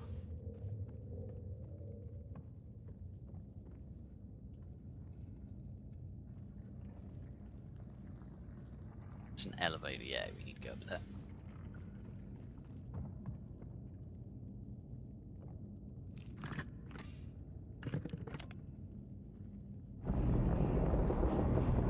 Okay. There's a door over there we need to get through, but in order to get the key for it, we need to go this way.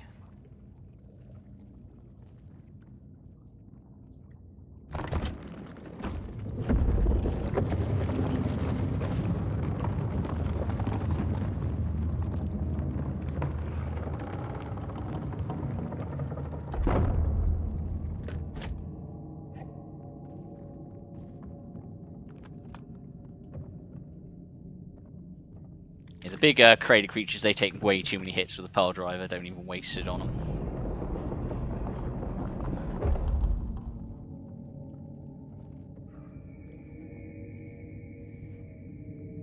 He's going to come over here, he's going to enter this goo here, so just stay back, you'll hear him going. Here he goes.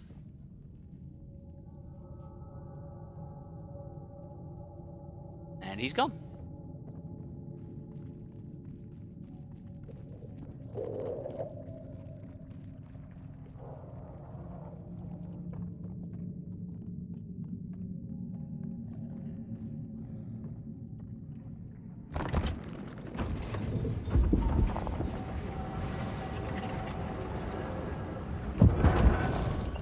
Opens that gate, which allows that guy to come in, which is unfortunate, but this is the reality of the situation.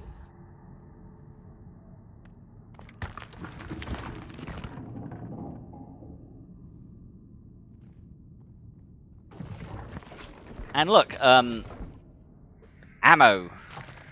that we totally need. See, look.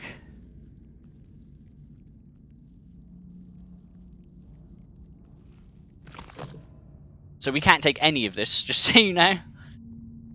So the game gives you plenty of ammo to use if you really need it. It's still going to reward a smarter player, though.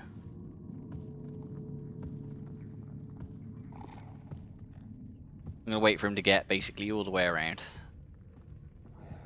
Because if we activate this now, we're actually going to get his attention.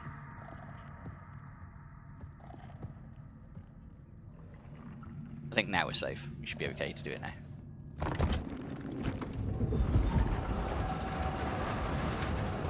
Yep, no, he didn't notice.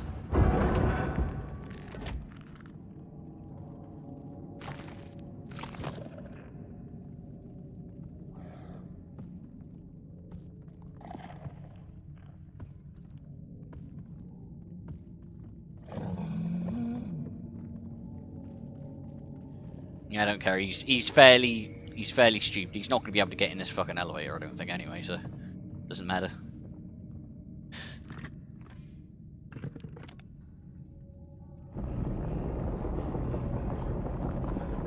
Right. Okay. I'm going to go this way through the key door.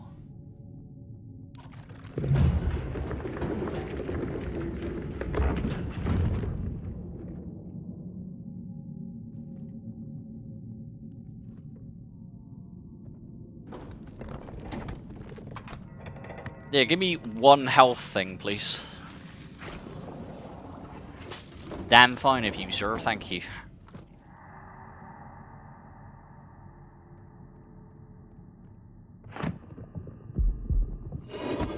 Ugh.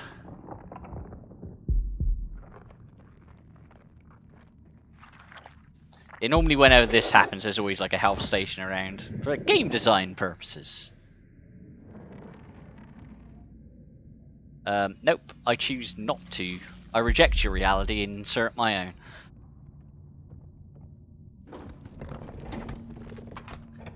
You give me another one. Thanks.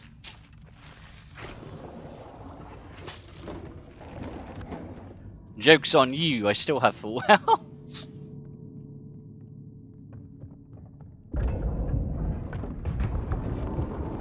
I guess this game is kind of unforgiving. Now you're going to see the area we're going to there.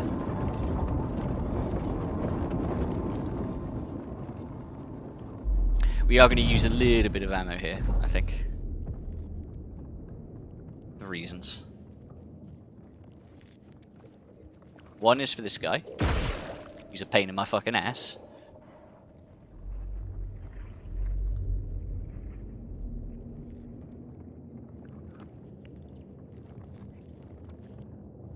Another for that guy, who's also a pain in my ass.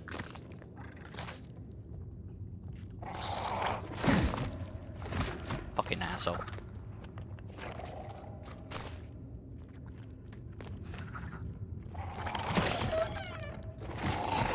For fuck's sake. Asshole. It's well and good we have a fucking ton of health, isn't it, really? Now we did that for a reason, believe it or not.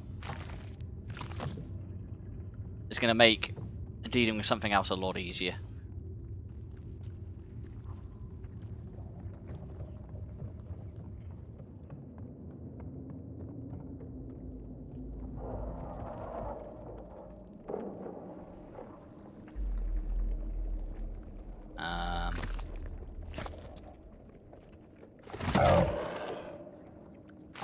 I really don't like those, is it?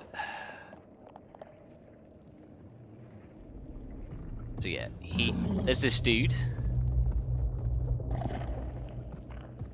You can just briskly walk away from him. He's not too much of a threat. Oops.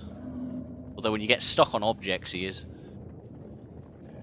So just always make sure he's following you, because he will lose interest fairly quickly.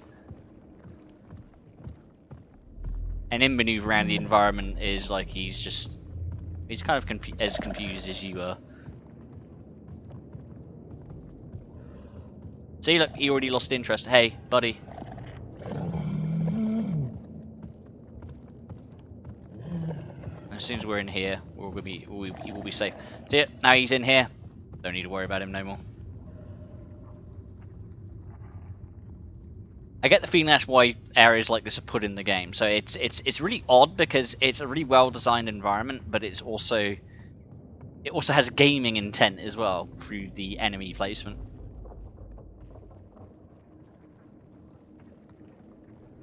So we're also analysing the way the game is structured as well as a.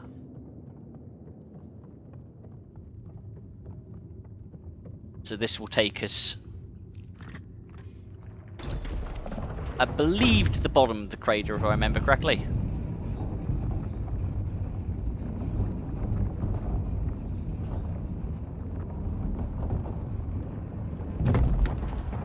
Yep.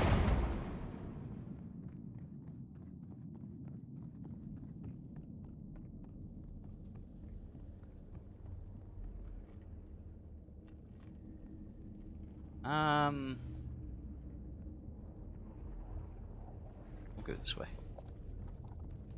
Yet again, don't need to fight it. Don't bother.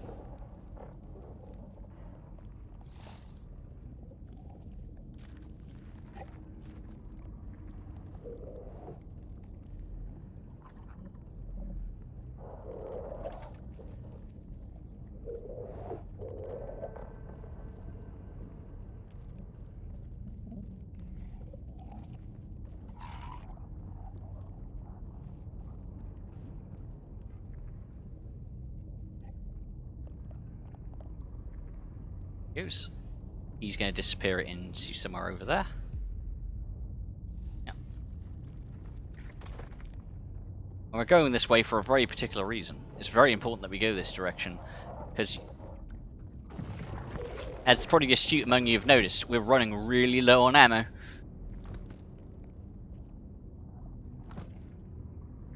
Oh, hang on. Thanks. The device was saying, "What are you doing?" Give me 2. Thanks.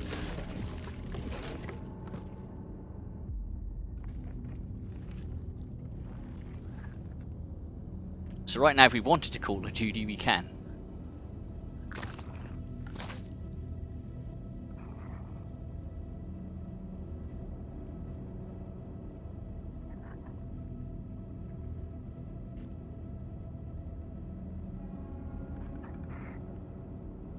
Is he coming? Yeah, he's coming this way.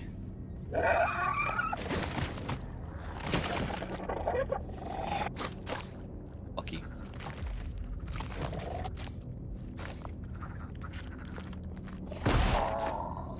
I ran actually into that one. That's annoying. Christ. I'm fumbling a little bit now. There we go. Got him.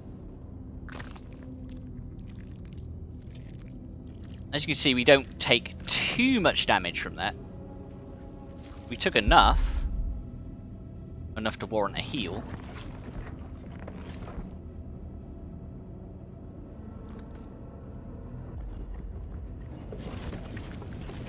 And there's still a full reload in there, as you can see. So even though we did incredibly badly there, because we've been gathering our resources and playing very carefully, it didn't hurt us any. Like, at all.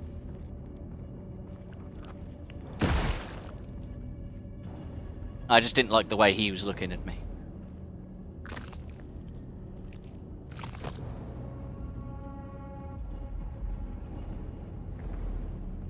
So yeah, we're in the bottom of the crater now. This is a character known as the Crater Queen. She is what is producing all of the crater creatures and this infection you see growing up from everywhere. So this is the source. This is what's kind of consuming the facility, whether it be for food or any other reason. Don't know. And there's where we're going. But without further ado, to continue on our journey, we need to slice open the Crater Queen's tip. Because that's how we do.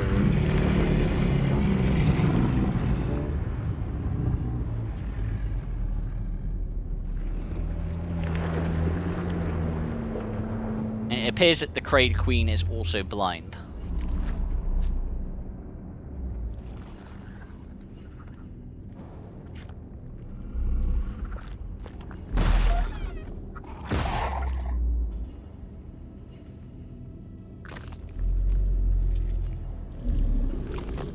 Shots.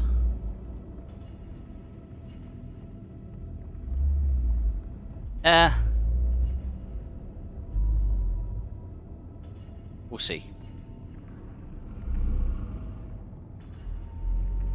So I was debating whether to go back and get some of the extra ammo. That's probably the easiest puzzle in the game. It's also got a lot of symbolism like a tied to it, and I'll discuss that in a little bit when we're actually doing the puzzle.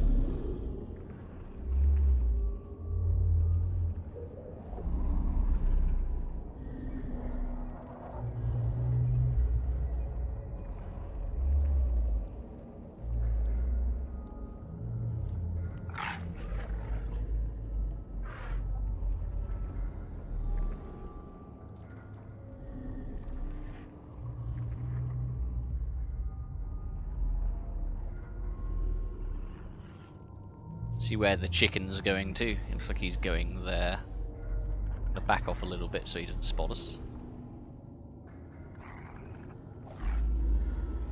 Back off quite a bit further. I'm also backed up against something.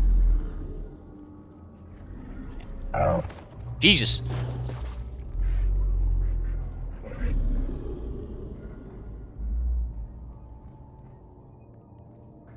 Apparently they spawned behind me. So each of the big guys will take 3 shots roughly. 2 if you get them in the head. You kind of have to get a little lucky with some. I think some of the damage is random. I'm not sure. It probably isn't. I'm probably just screwing up my headshots.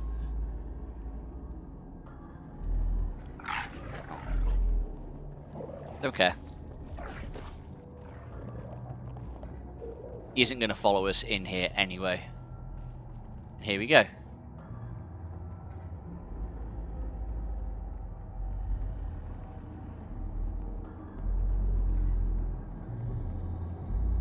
So that's where that puzzle went up to.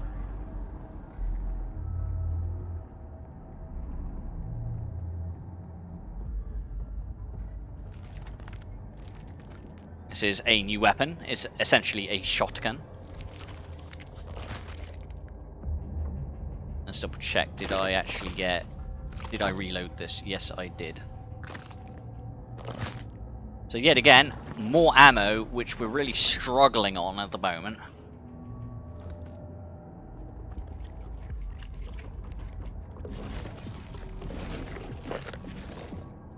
To note, there is plenty in there if we need some more.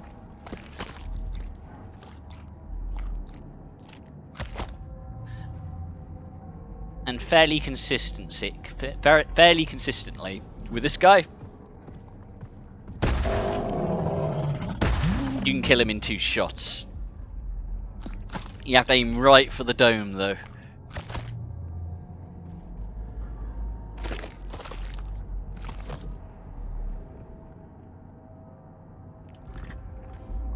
It's one of those occasions where I don't feel bad about doing what I'm about to...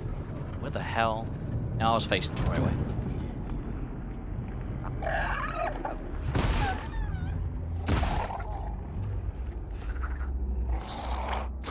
Ah, you fuck.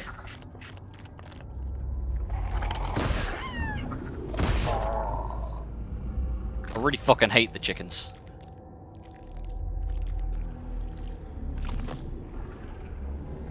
I could use... shall I use... No, I won't. I'm not going to use my health yet. I don't feel the need to. Came up here. I don't think there's a point of going down there if I remember correctly.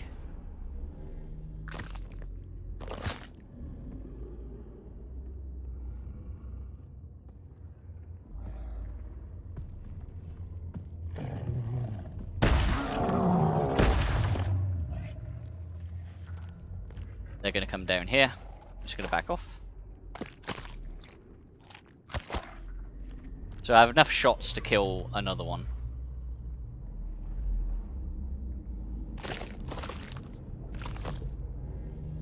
Let's see.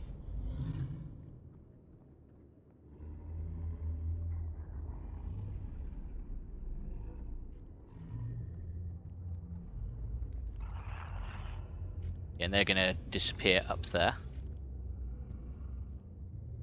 And he's bouncing.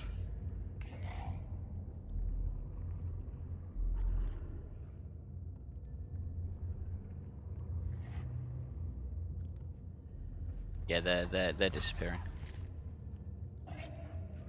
Which means we're free just to walk over here and grab this. Already we can like speed up playthrough just by fucking sprinting. Like I'm kind of just doing that thing where I know what I'm doing, so I'm just kind of taking it all in again. But we will speed up. This is stuff we've already seen, so. But yeah, it's the Crater Queen. She's the source of all this infection and the crater creatures. For what purpose, I'm unsure. It is obviously clearly what's related to this world's destruction. There's, I believe the art book goes over some sort of war that was going on.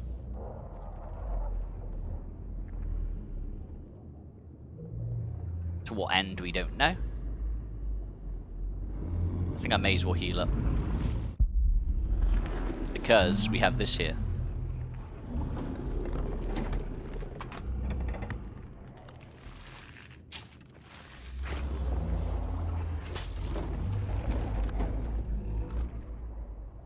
Right.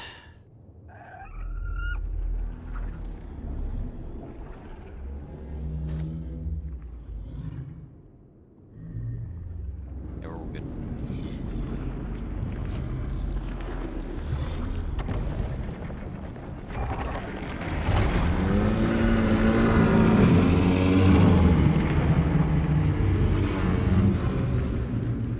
So yeah, the Crater Queen gets pretty upset. Interestingly enough, your journey may also kind of solve that problem to a certain extent.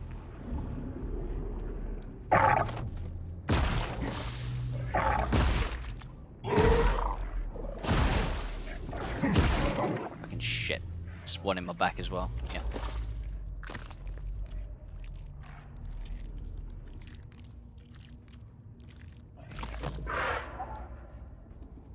Ah, no, it's not within our interest to fight him. Okay, so we took a bit of damage there. That's okay. It doesn't matter any.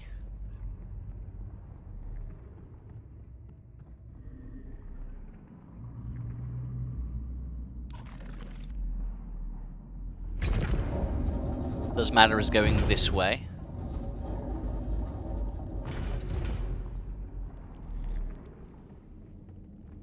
So we can get the second part of the puzzle up there.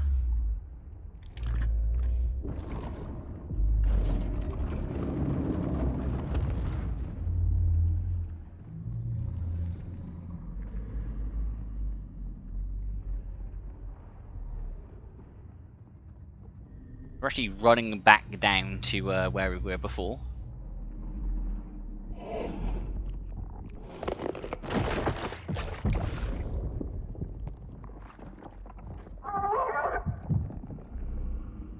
I guess it does that to remind you that you are indeed, well, you got problems in your life.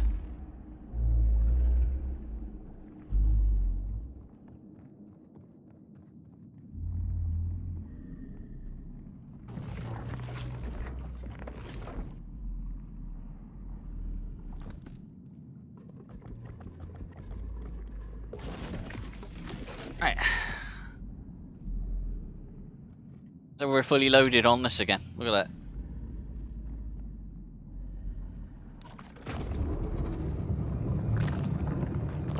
that. Switch to that just in case.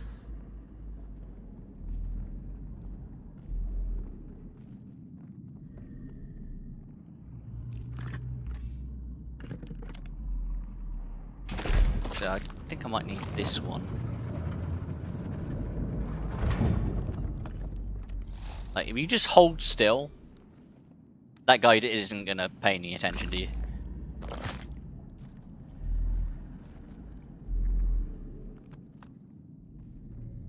Oh, we need this. That's right.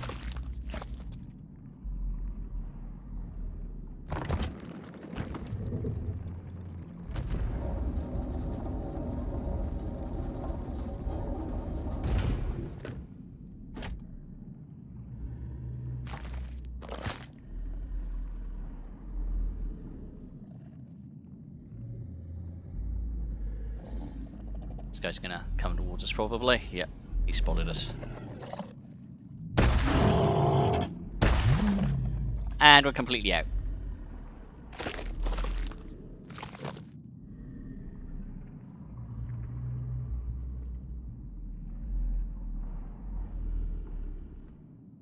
Wait, how much?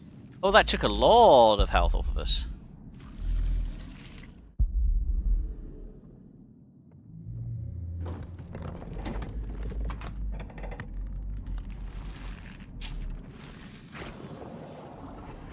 That's okay, because we're fully fucking loaded again. Look at that. Ridiculous, isn't it?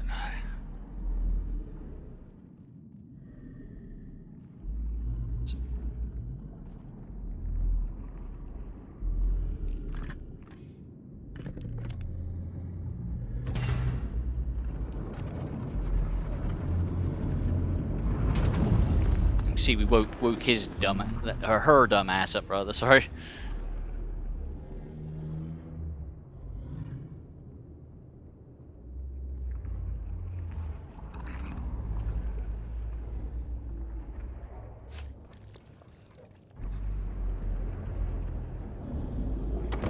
You can actually see limbs coming off this thing here. So you can see its hand right there.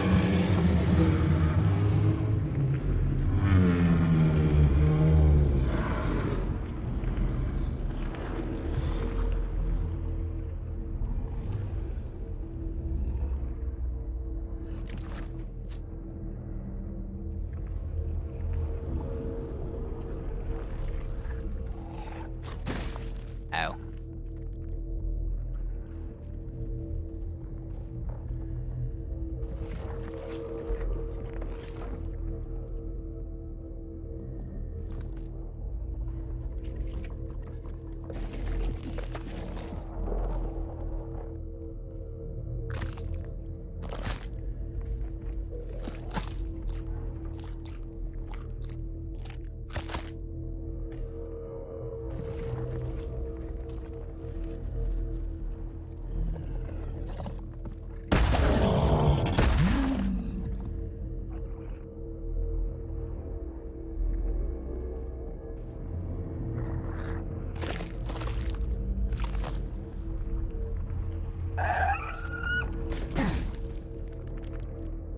Like I said, not too concerned about fighting it if I don't have to.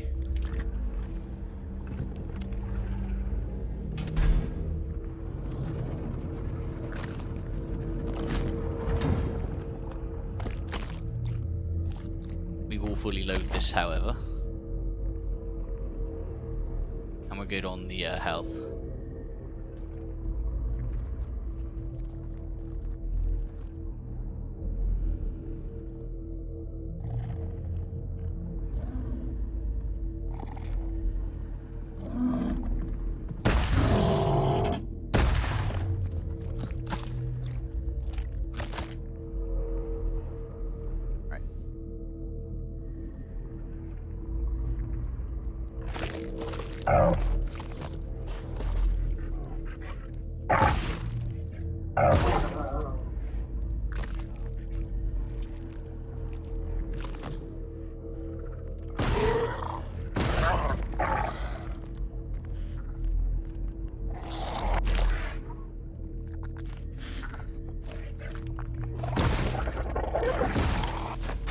Shit.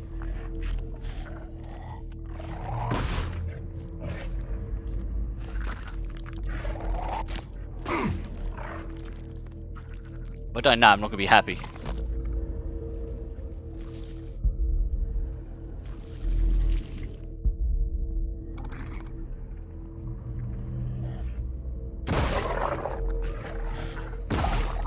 And I will kill both of those things, and there's a reason for that.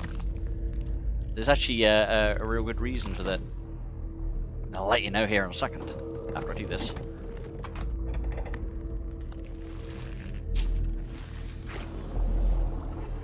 Yep. So the,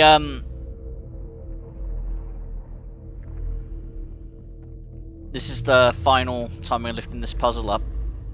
This is the final one.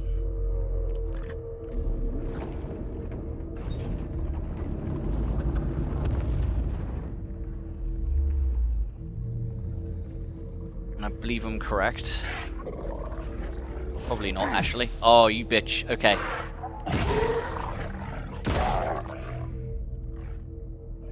And that, ladies and gentlemen, is the final crater creature we're going to fight in this entire game.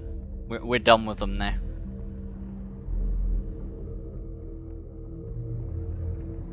So essentially, apart from the final boss fight in this game, that is the last combat sequence of the game.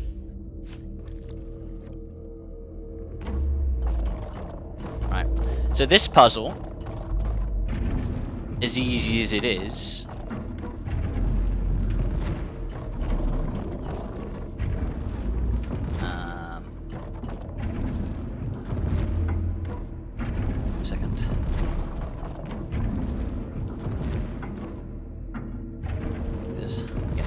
okay, so as you can see, we got to get it to central position, and we got to get this white light to the central position.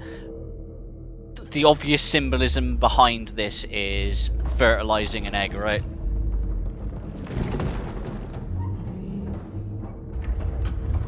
Yet again, all of the symbolism in the game.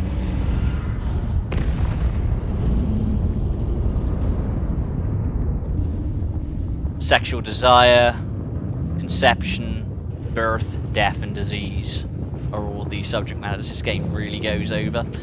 Its universe is its own, but there's definitely symbolism to it. There's a lot of religious iconography as well, which we'll touch upon when it's becomes more apparent.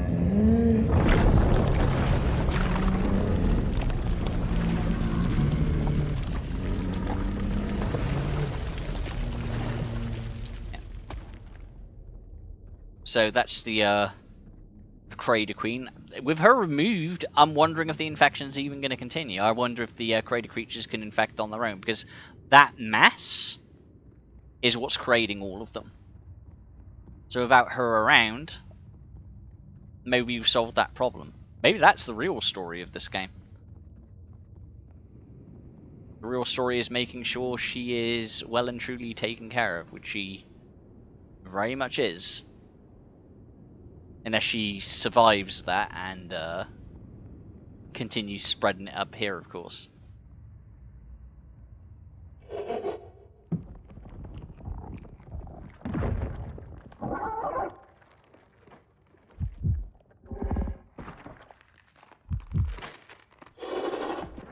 You see the infection's really starting to take hold.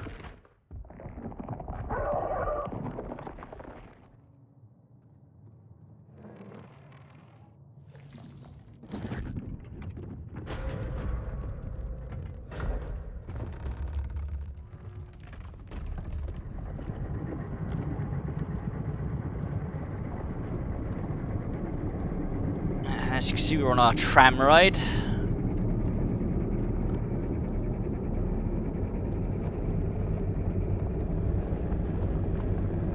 As you see the tram line that connected to everything.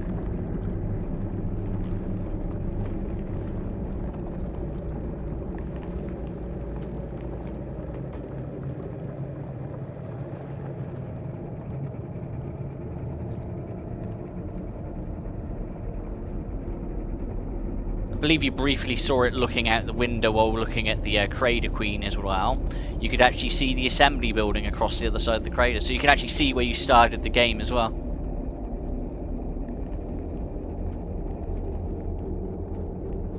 And it seems that all the tram connections go to this central location here, which has been the goal of our entire experience, is to get here. A place called Polis, I think it's called. I think it's what the art book refers to it as. But according to a lot of the artwork and some of the development, there was actually going to be a final area after this one called the Tower. And there was a supposed war between two factions of creatures known as homunculuses, which we will actually see in a little bit. In fact, the last boss fight is the homunculus, believe it or not. Those things in the jars are homunculus.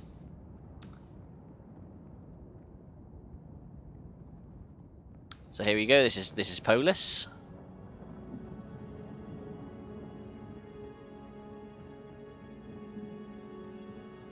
Which is the final area of the game, which we've got in here. We got here in like just over 2 hours, it looks. Which is just amazing when you think about it. We're basically at the ending area of the game. Here's that religious icon stuff I was going over.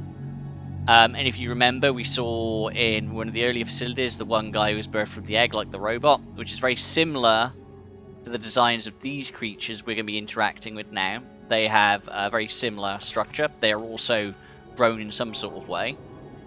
They also resemble pregnancy, as if the race was trying to produce itself or reproduce, other than us being birthed through the wall like we started off in the beginning. So maybe the race was trying to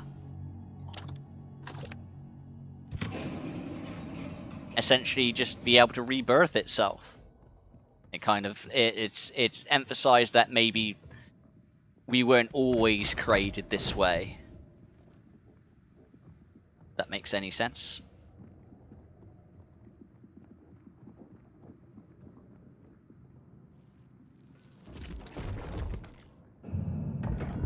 This one's fairly easy to deal with at first. We'll just do this.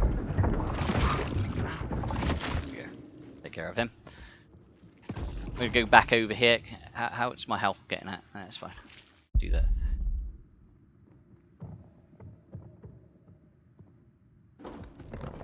Got plenty of healing. We'll refill this now while we can. Because we're about to start the final combat sequence.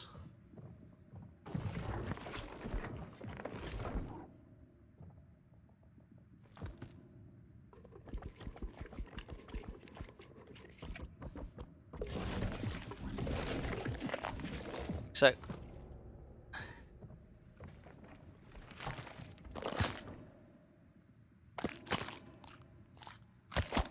sweet. Okay, now we're gonna go pick up the baby. So this is a homunculus. According to the art book, they were smart enough to produce their own bodies that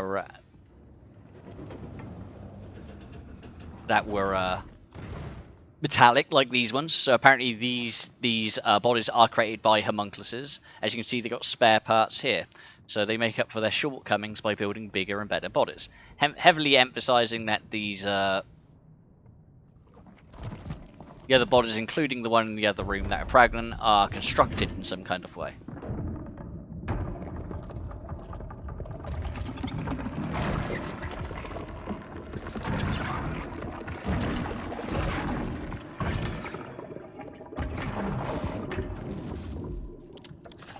So from the get-go, like, everything's had its purpose, almost.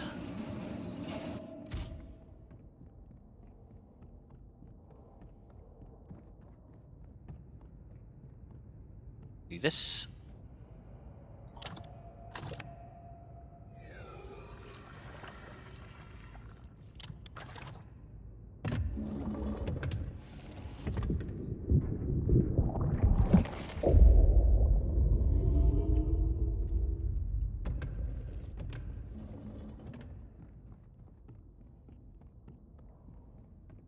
obviously we'll go back here. We've got to do essentially the same thing again.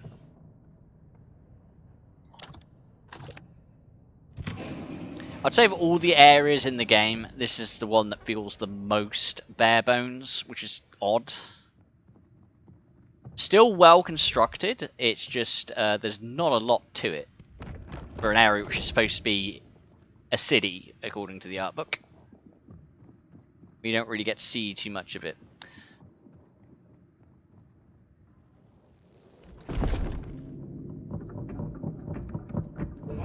So there is 2 phases to this boss fight. The first phase is rather easy. The second one is a little harder. You'll see what I mean. So one of the main tricks is don't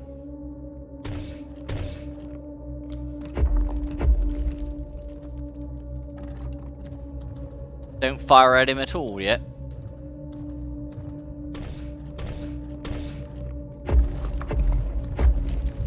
We're going to use the old traditional tactic that is called circle strafing and get hit by that grenade.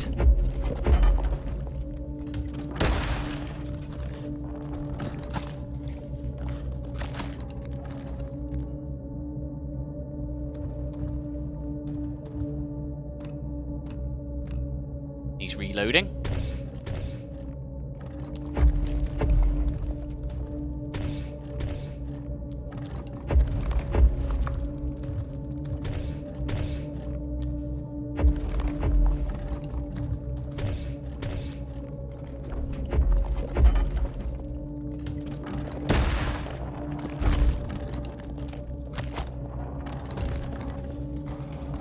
So this first part of the boss fight is fucking easy. Like, it is not difficult in the slightest.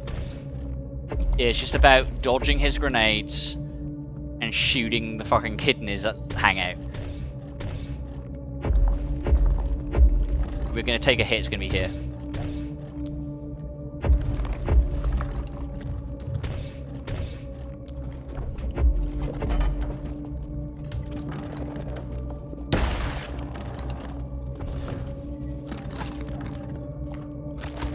As you can see, we're using tons of our fucking ammo.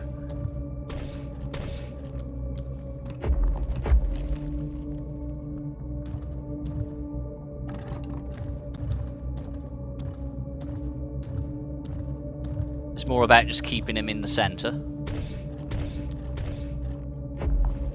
which is sometimes not too possible, because right now he's kind of jammed himself in a corner.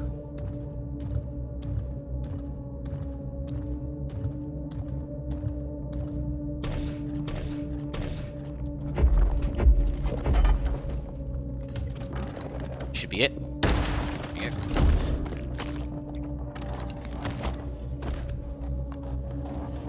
See, when his kidneys are all fucked up, he gets rather upset.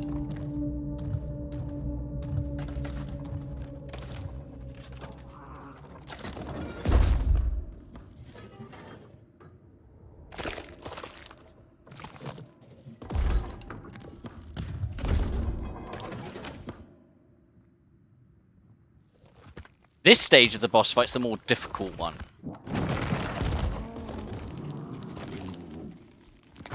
Because you need to crack the glass, and you need to get him to, like, not hold his abdomen anymore. And there's only a couple of reasons why he would do that. One was when he goes to hit you, which is opening you up to get smacked in the face anyway.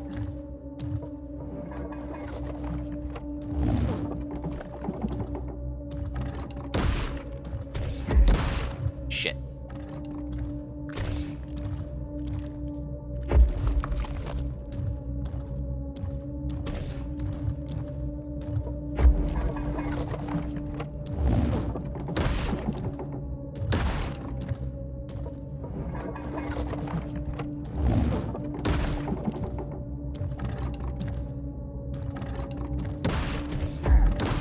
Yeah, so I haven't quite worked this part out yet. This is the hardest part. It's trying to work out how to get him to open up to you like any couple.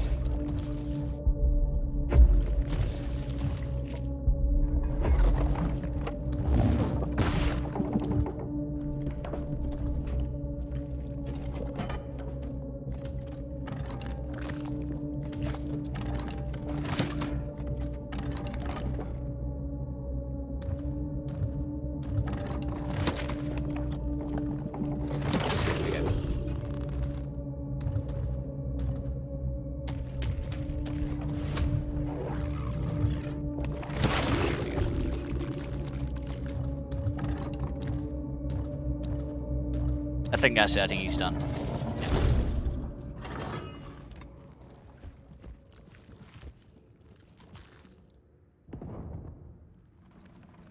There you go. That's the only other part of the time where I was even remotely worried about dying.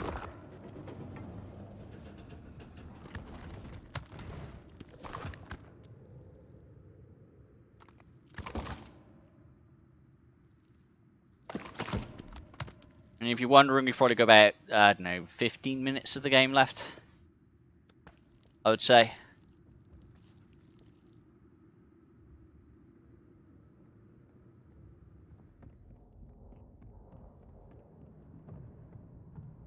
So obviously a homunculus is a creature created by man, essentially, that doesn't have a soul, which we're using to we're using their fluid to well, do stuff. Maybe 20 minutes, I don't know, 15 minutes, probably about 20 minutes, I think.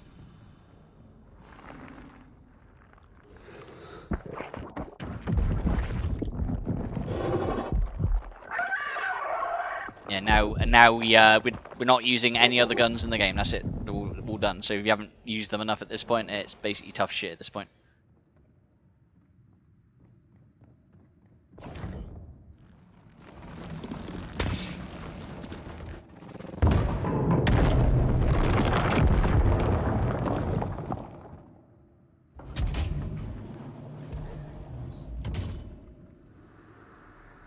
So we're going to take one of his pieces of ammo, just so we're fully loaded for our final jaunt.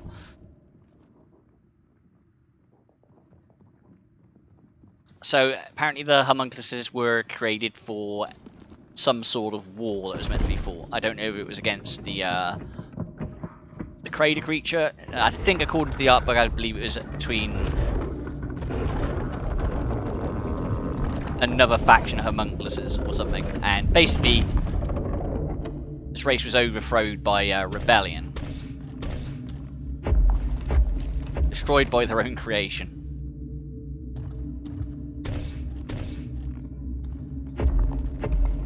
Can you, like, get away from there?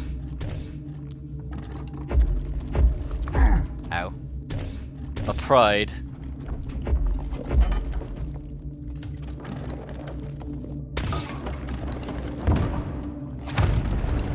Yeah, that was really difficult. It was really hard.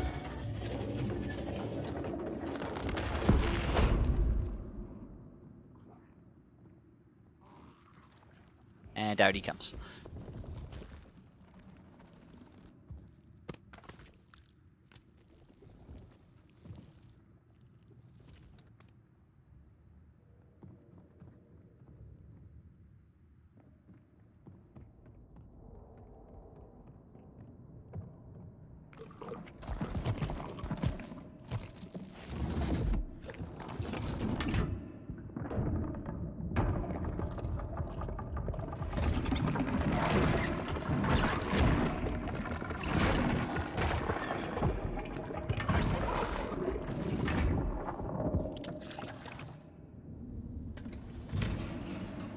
Right.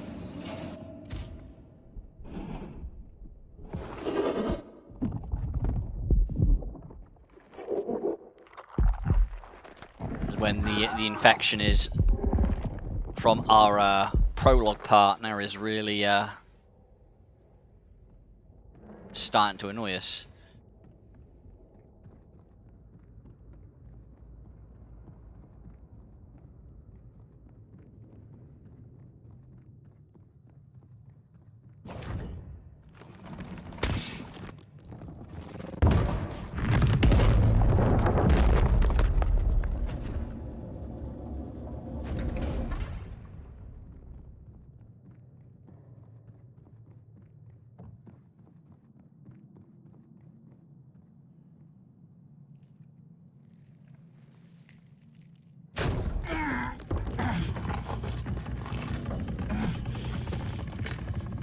Now, I believe this has some other symbolism to it.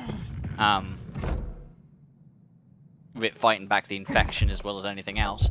But because we're actually close to the end as well, and where the ending takes place amongst other things, I also think it symbolises birthing pains. And you'll see what I mean. Like it's I'll go over it in more detail here soon as well. But yep.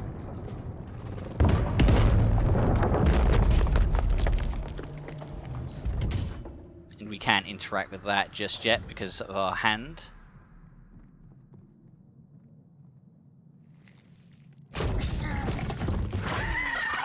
So, whilst at first this seems like an annoying mechanic, I also believe it is very intended of the struggle that the character is going through. So having to do it repeatedly, like hurting ourselves the amount we're doing, is actually more than being a frustrating game mechanic. Is actually it's symbolic of everything that's happening as well. Like I said, it's contractions, birthing pain is, I believe, part of it, as well as you see all the needles in the side of it. Maybe it's because, you know, our body's being taken over by this cancer and we're doing any kind of treatment necessary to try to help us pull through. Whilst, you know, ultimately, we know the problems are the problems.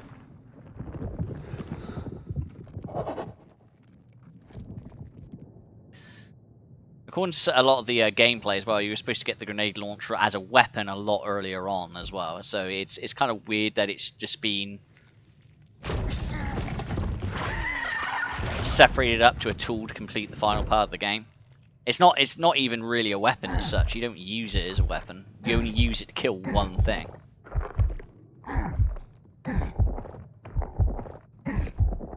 So now we're going to try surgery. And this is an area where I'll point out something else, in particular about the our parasitic backpack prologue pal.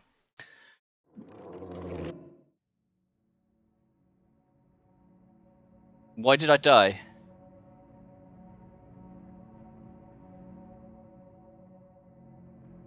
Why did I die?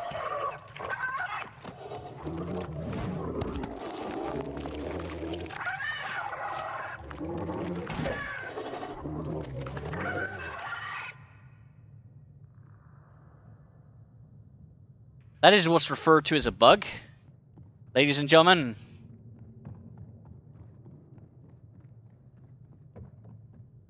How much of this have I done?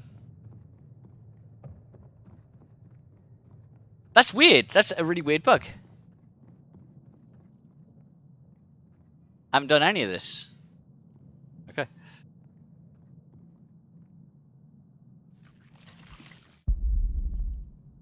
That is a really interesting bug that we just came across, and that is totally not supposed to happen.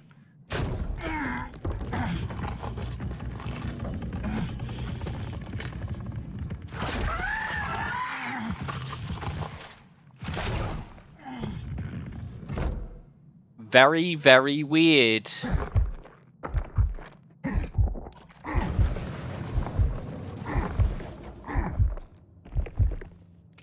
I don't like the fact it's making us do all this again.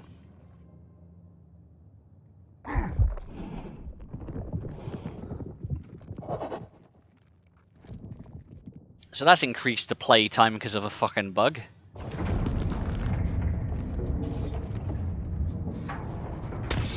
Yep.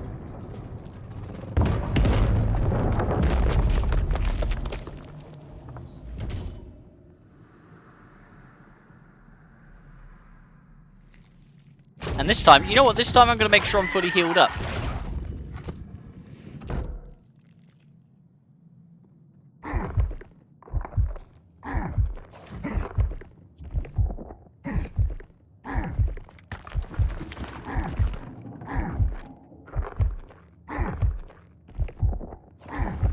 Yeah, I know, my thing's back.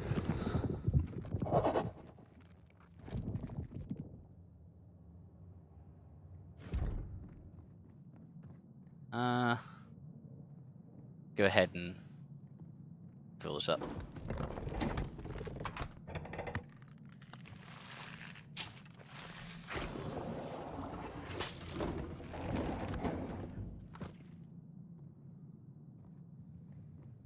Game's like, you're doing too well, I'm gonna stop you. I'm gonna stop you right there.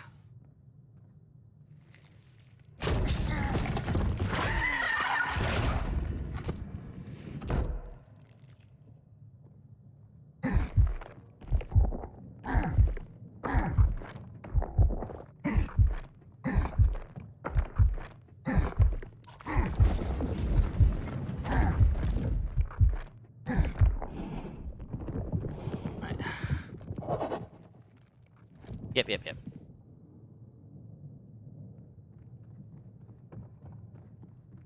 This time we're gonna fill our health up like completely, because why wouldn't we? So now we're like max HP, so there's no reason why this should happen again. Although it probably will.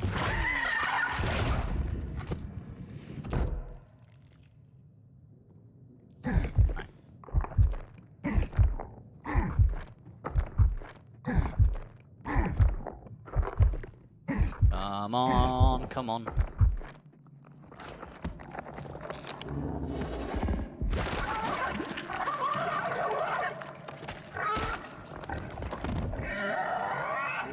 Well, it didn't kill us this time. That's weird, I didn't even know you could die in that cutscene.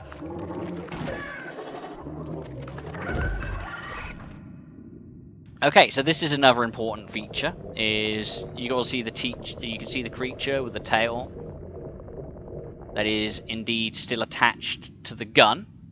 So it's permanently attached. So every single time we've been using that gun, the tail's been attached to it. You can see our legs, you can see its legs, you can see its arms that are wrapped around us. You can see the one part of the cap of the head, which is now attached like around the top of us. You can see the tongue, which is also wrapped around the neck. And you can see the original prologue character that's on the main menu. That he's kind of evolved into this thing. Whether he's doing this stuff out of choice is, we don't know. But let's go ahead and, unfortunately, tear him out of us.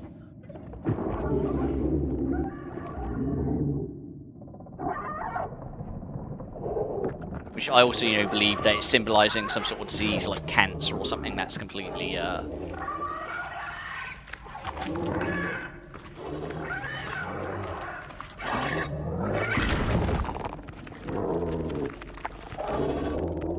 Still got the gun, you see?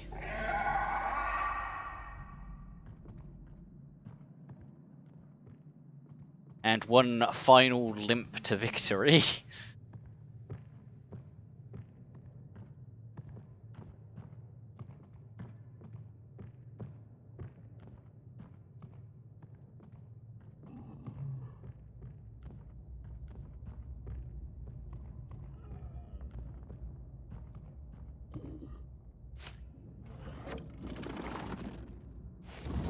So whilst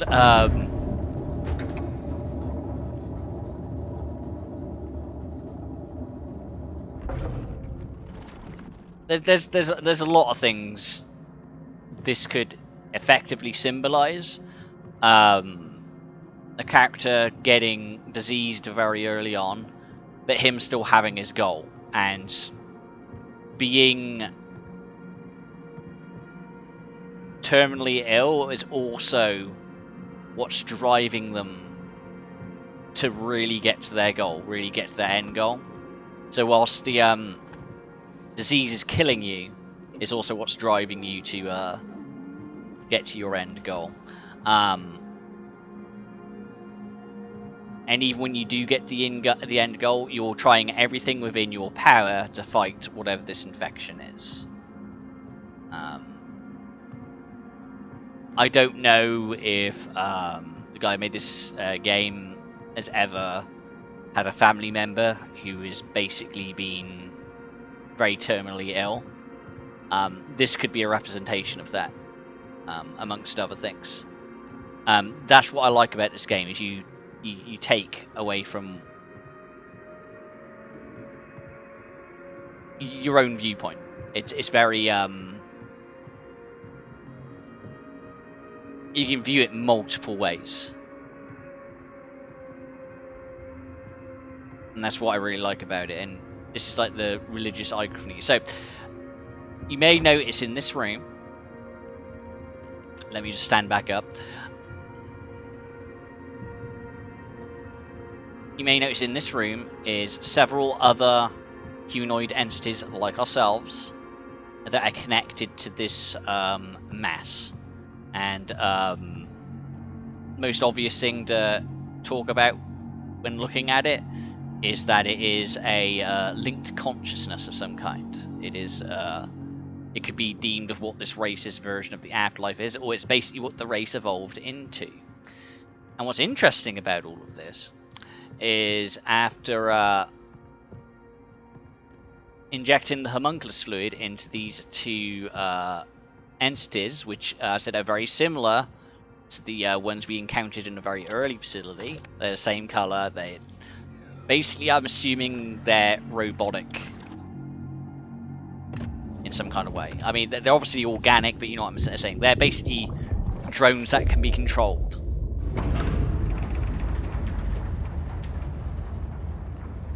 I'm wondering if the race was working on its next stage of evolution. So the obvious symbolism behind this is when you're terminally ill, some people put a lot of their faith in religion or surgical techniques,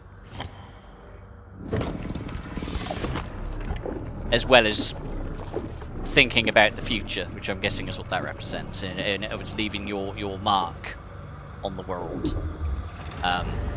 Generationally,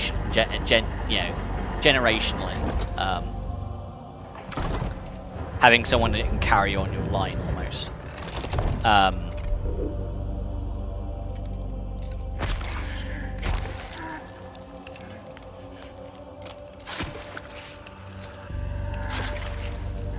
This also looks like some method of preservation as well, like I'm trying to preserve my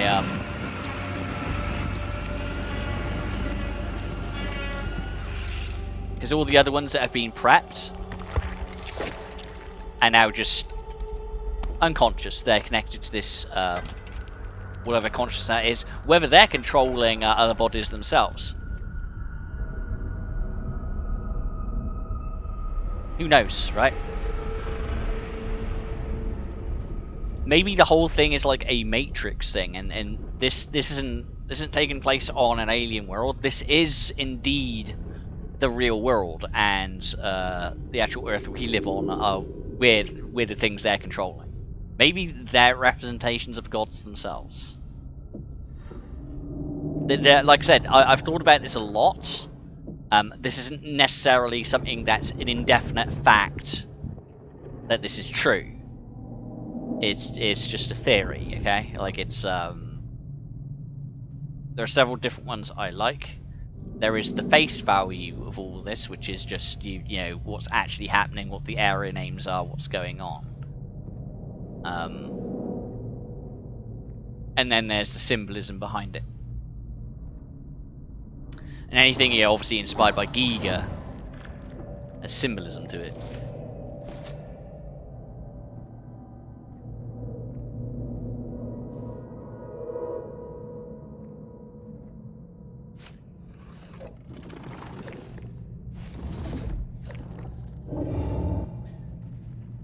Transfer to the other one.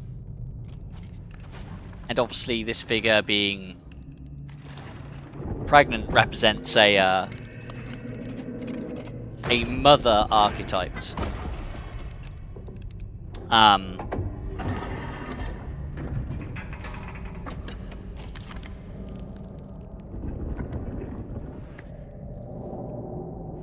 So right now we have essentially a mother cradling her child, which is some other symbolism that could be taken away from this.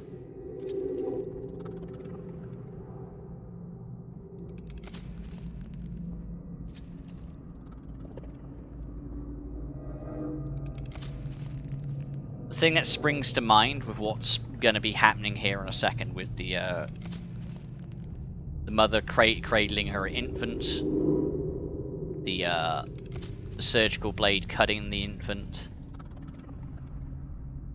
and the look of the area we're walking towards. I'm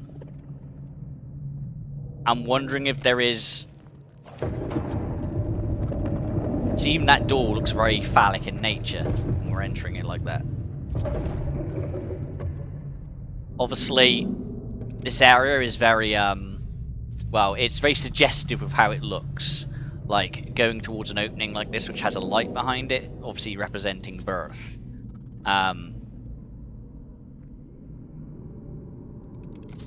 And so with the character being surgically operating like this while also trying to be born, makes me wonder if this represents either someone receiving either a cesarean, or the fact that the child is lifeless as we're looking at it right now, right?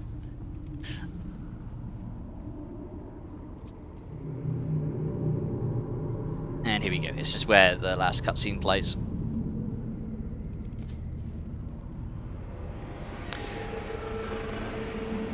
So here's, as you'll see, rolling up is the character from the prologue again. The disease which we thought we removed. Tried everything in our power to fight it, but it took us in the end anyway. Even if you're an adult on your journey, and this is what it represents, and the disease is what finally takes you, as this, or this is also a representation of stillbirth, of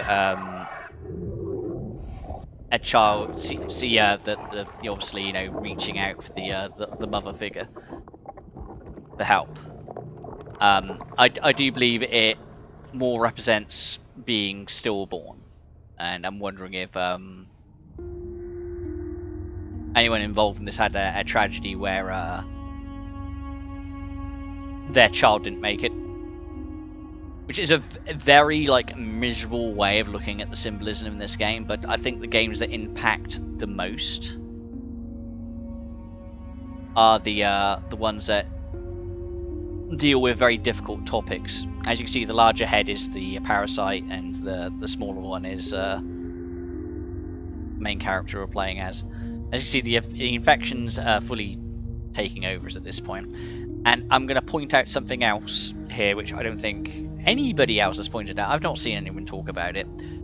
But the final product, the last thing we see, is this shot here, where camera's going to pull back a little bit, where you can see like hands like growing up over it, like the way it's shaped and everything.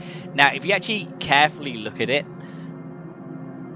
this looks very similar to the things that are being fertilized in the assembly area.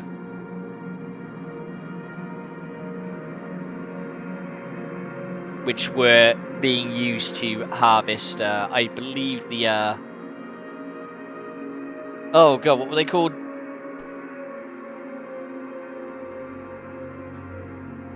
I can't remember the name of the character from the beginning that we could have either killed or saved.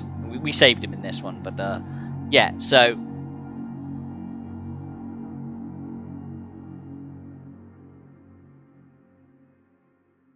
The story is a circle of life and death disease, and then again, look, there's the parasite from the beginning. So I love this game. I really do. Like, it's... I like the like reading through the art book, which I didn't look at before I started playing my first run, because I knew it went over certain ideas, and I didn't want to taint my viewpoint before I started. There are a lot of conclusions I came to when I started playing it my second run. When I started playing the second playthrough, I was like, oh, I understand. I think this is my opinion of this. This is my opinions. Now, everyone's going to have different thoughts and opinions in this. That's why I like it. I know that most people who do like an analysis video will just do an analysis video of the game, and it will be like 40 minutes long. But this game is, like I said, it's barely taken us 2.5 hours. So I think it's a fairly good game just to play through and go over your thoughts as you're playing through it. So that's why I did a second playthrough. I also wanted to do a playthrough with a controller and a steadier camera, see if that would look better. But my first run of the game was 6 hours. This run, as you can see, is substantially quicker when you know what you're doing. Even when I had to reload some of the puzzles and things. So, hopefully you enjoyed. I know this is a fairly new thing for me to do, is play a game straight away after I've played it, but I wanted to play it again, so, sue me, I guess. I might stream another game in a bit, but for now, I'm going to go. I'll see how tired I feel in like an hour or so. If I've got the energy, I may stream something else. So just be aware I may be streaming again in a little bit, okay? Probably around midnight if I do. Yeah, loved it. Absolutely loved it. Until next time, guys.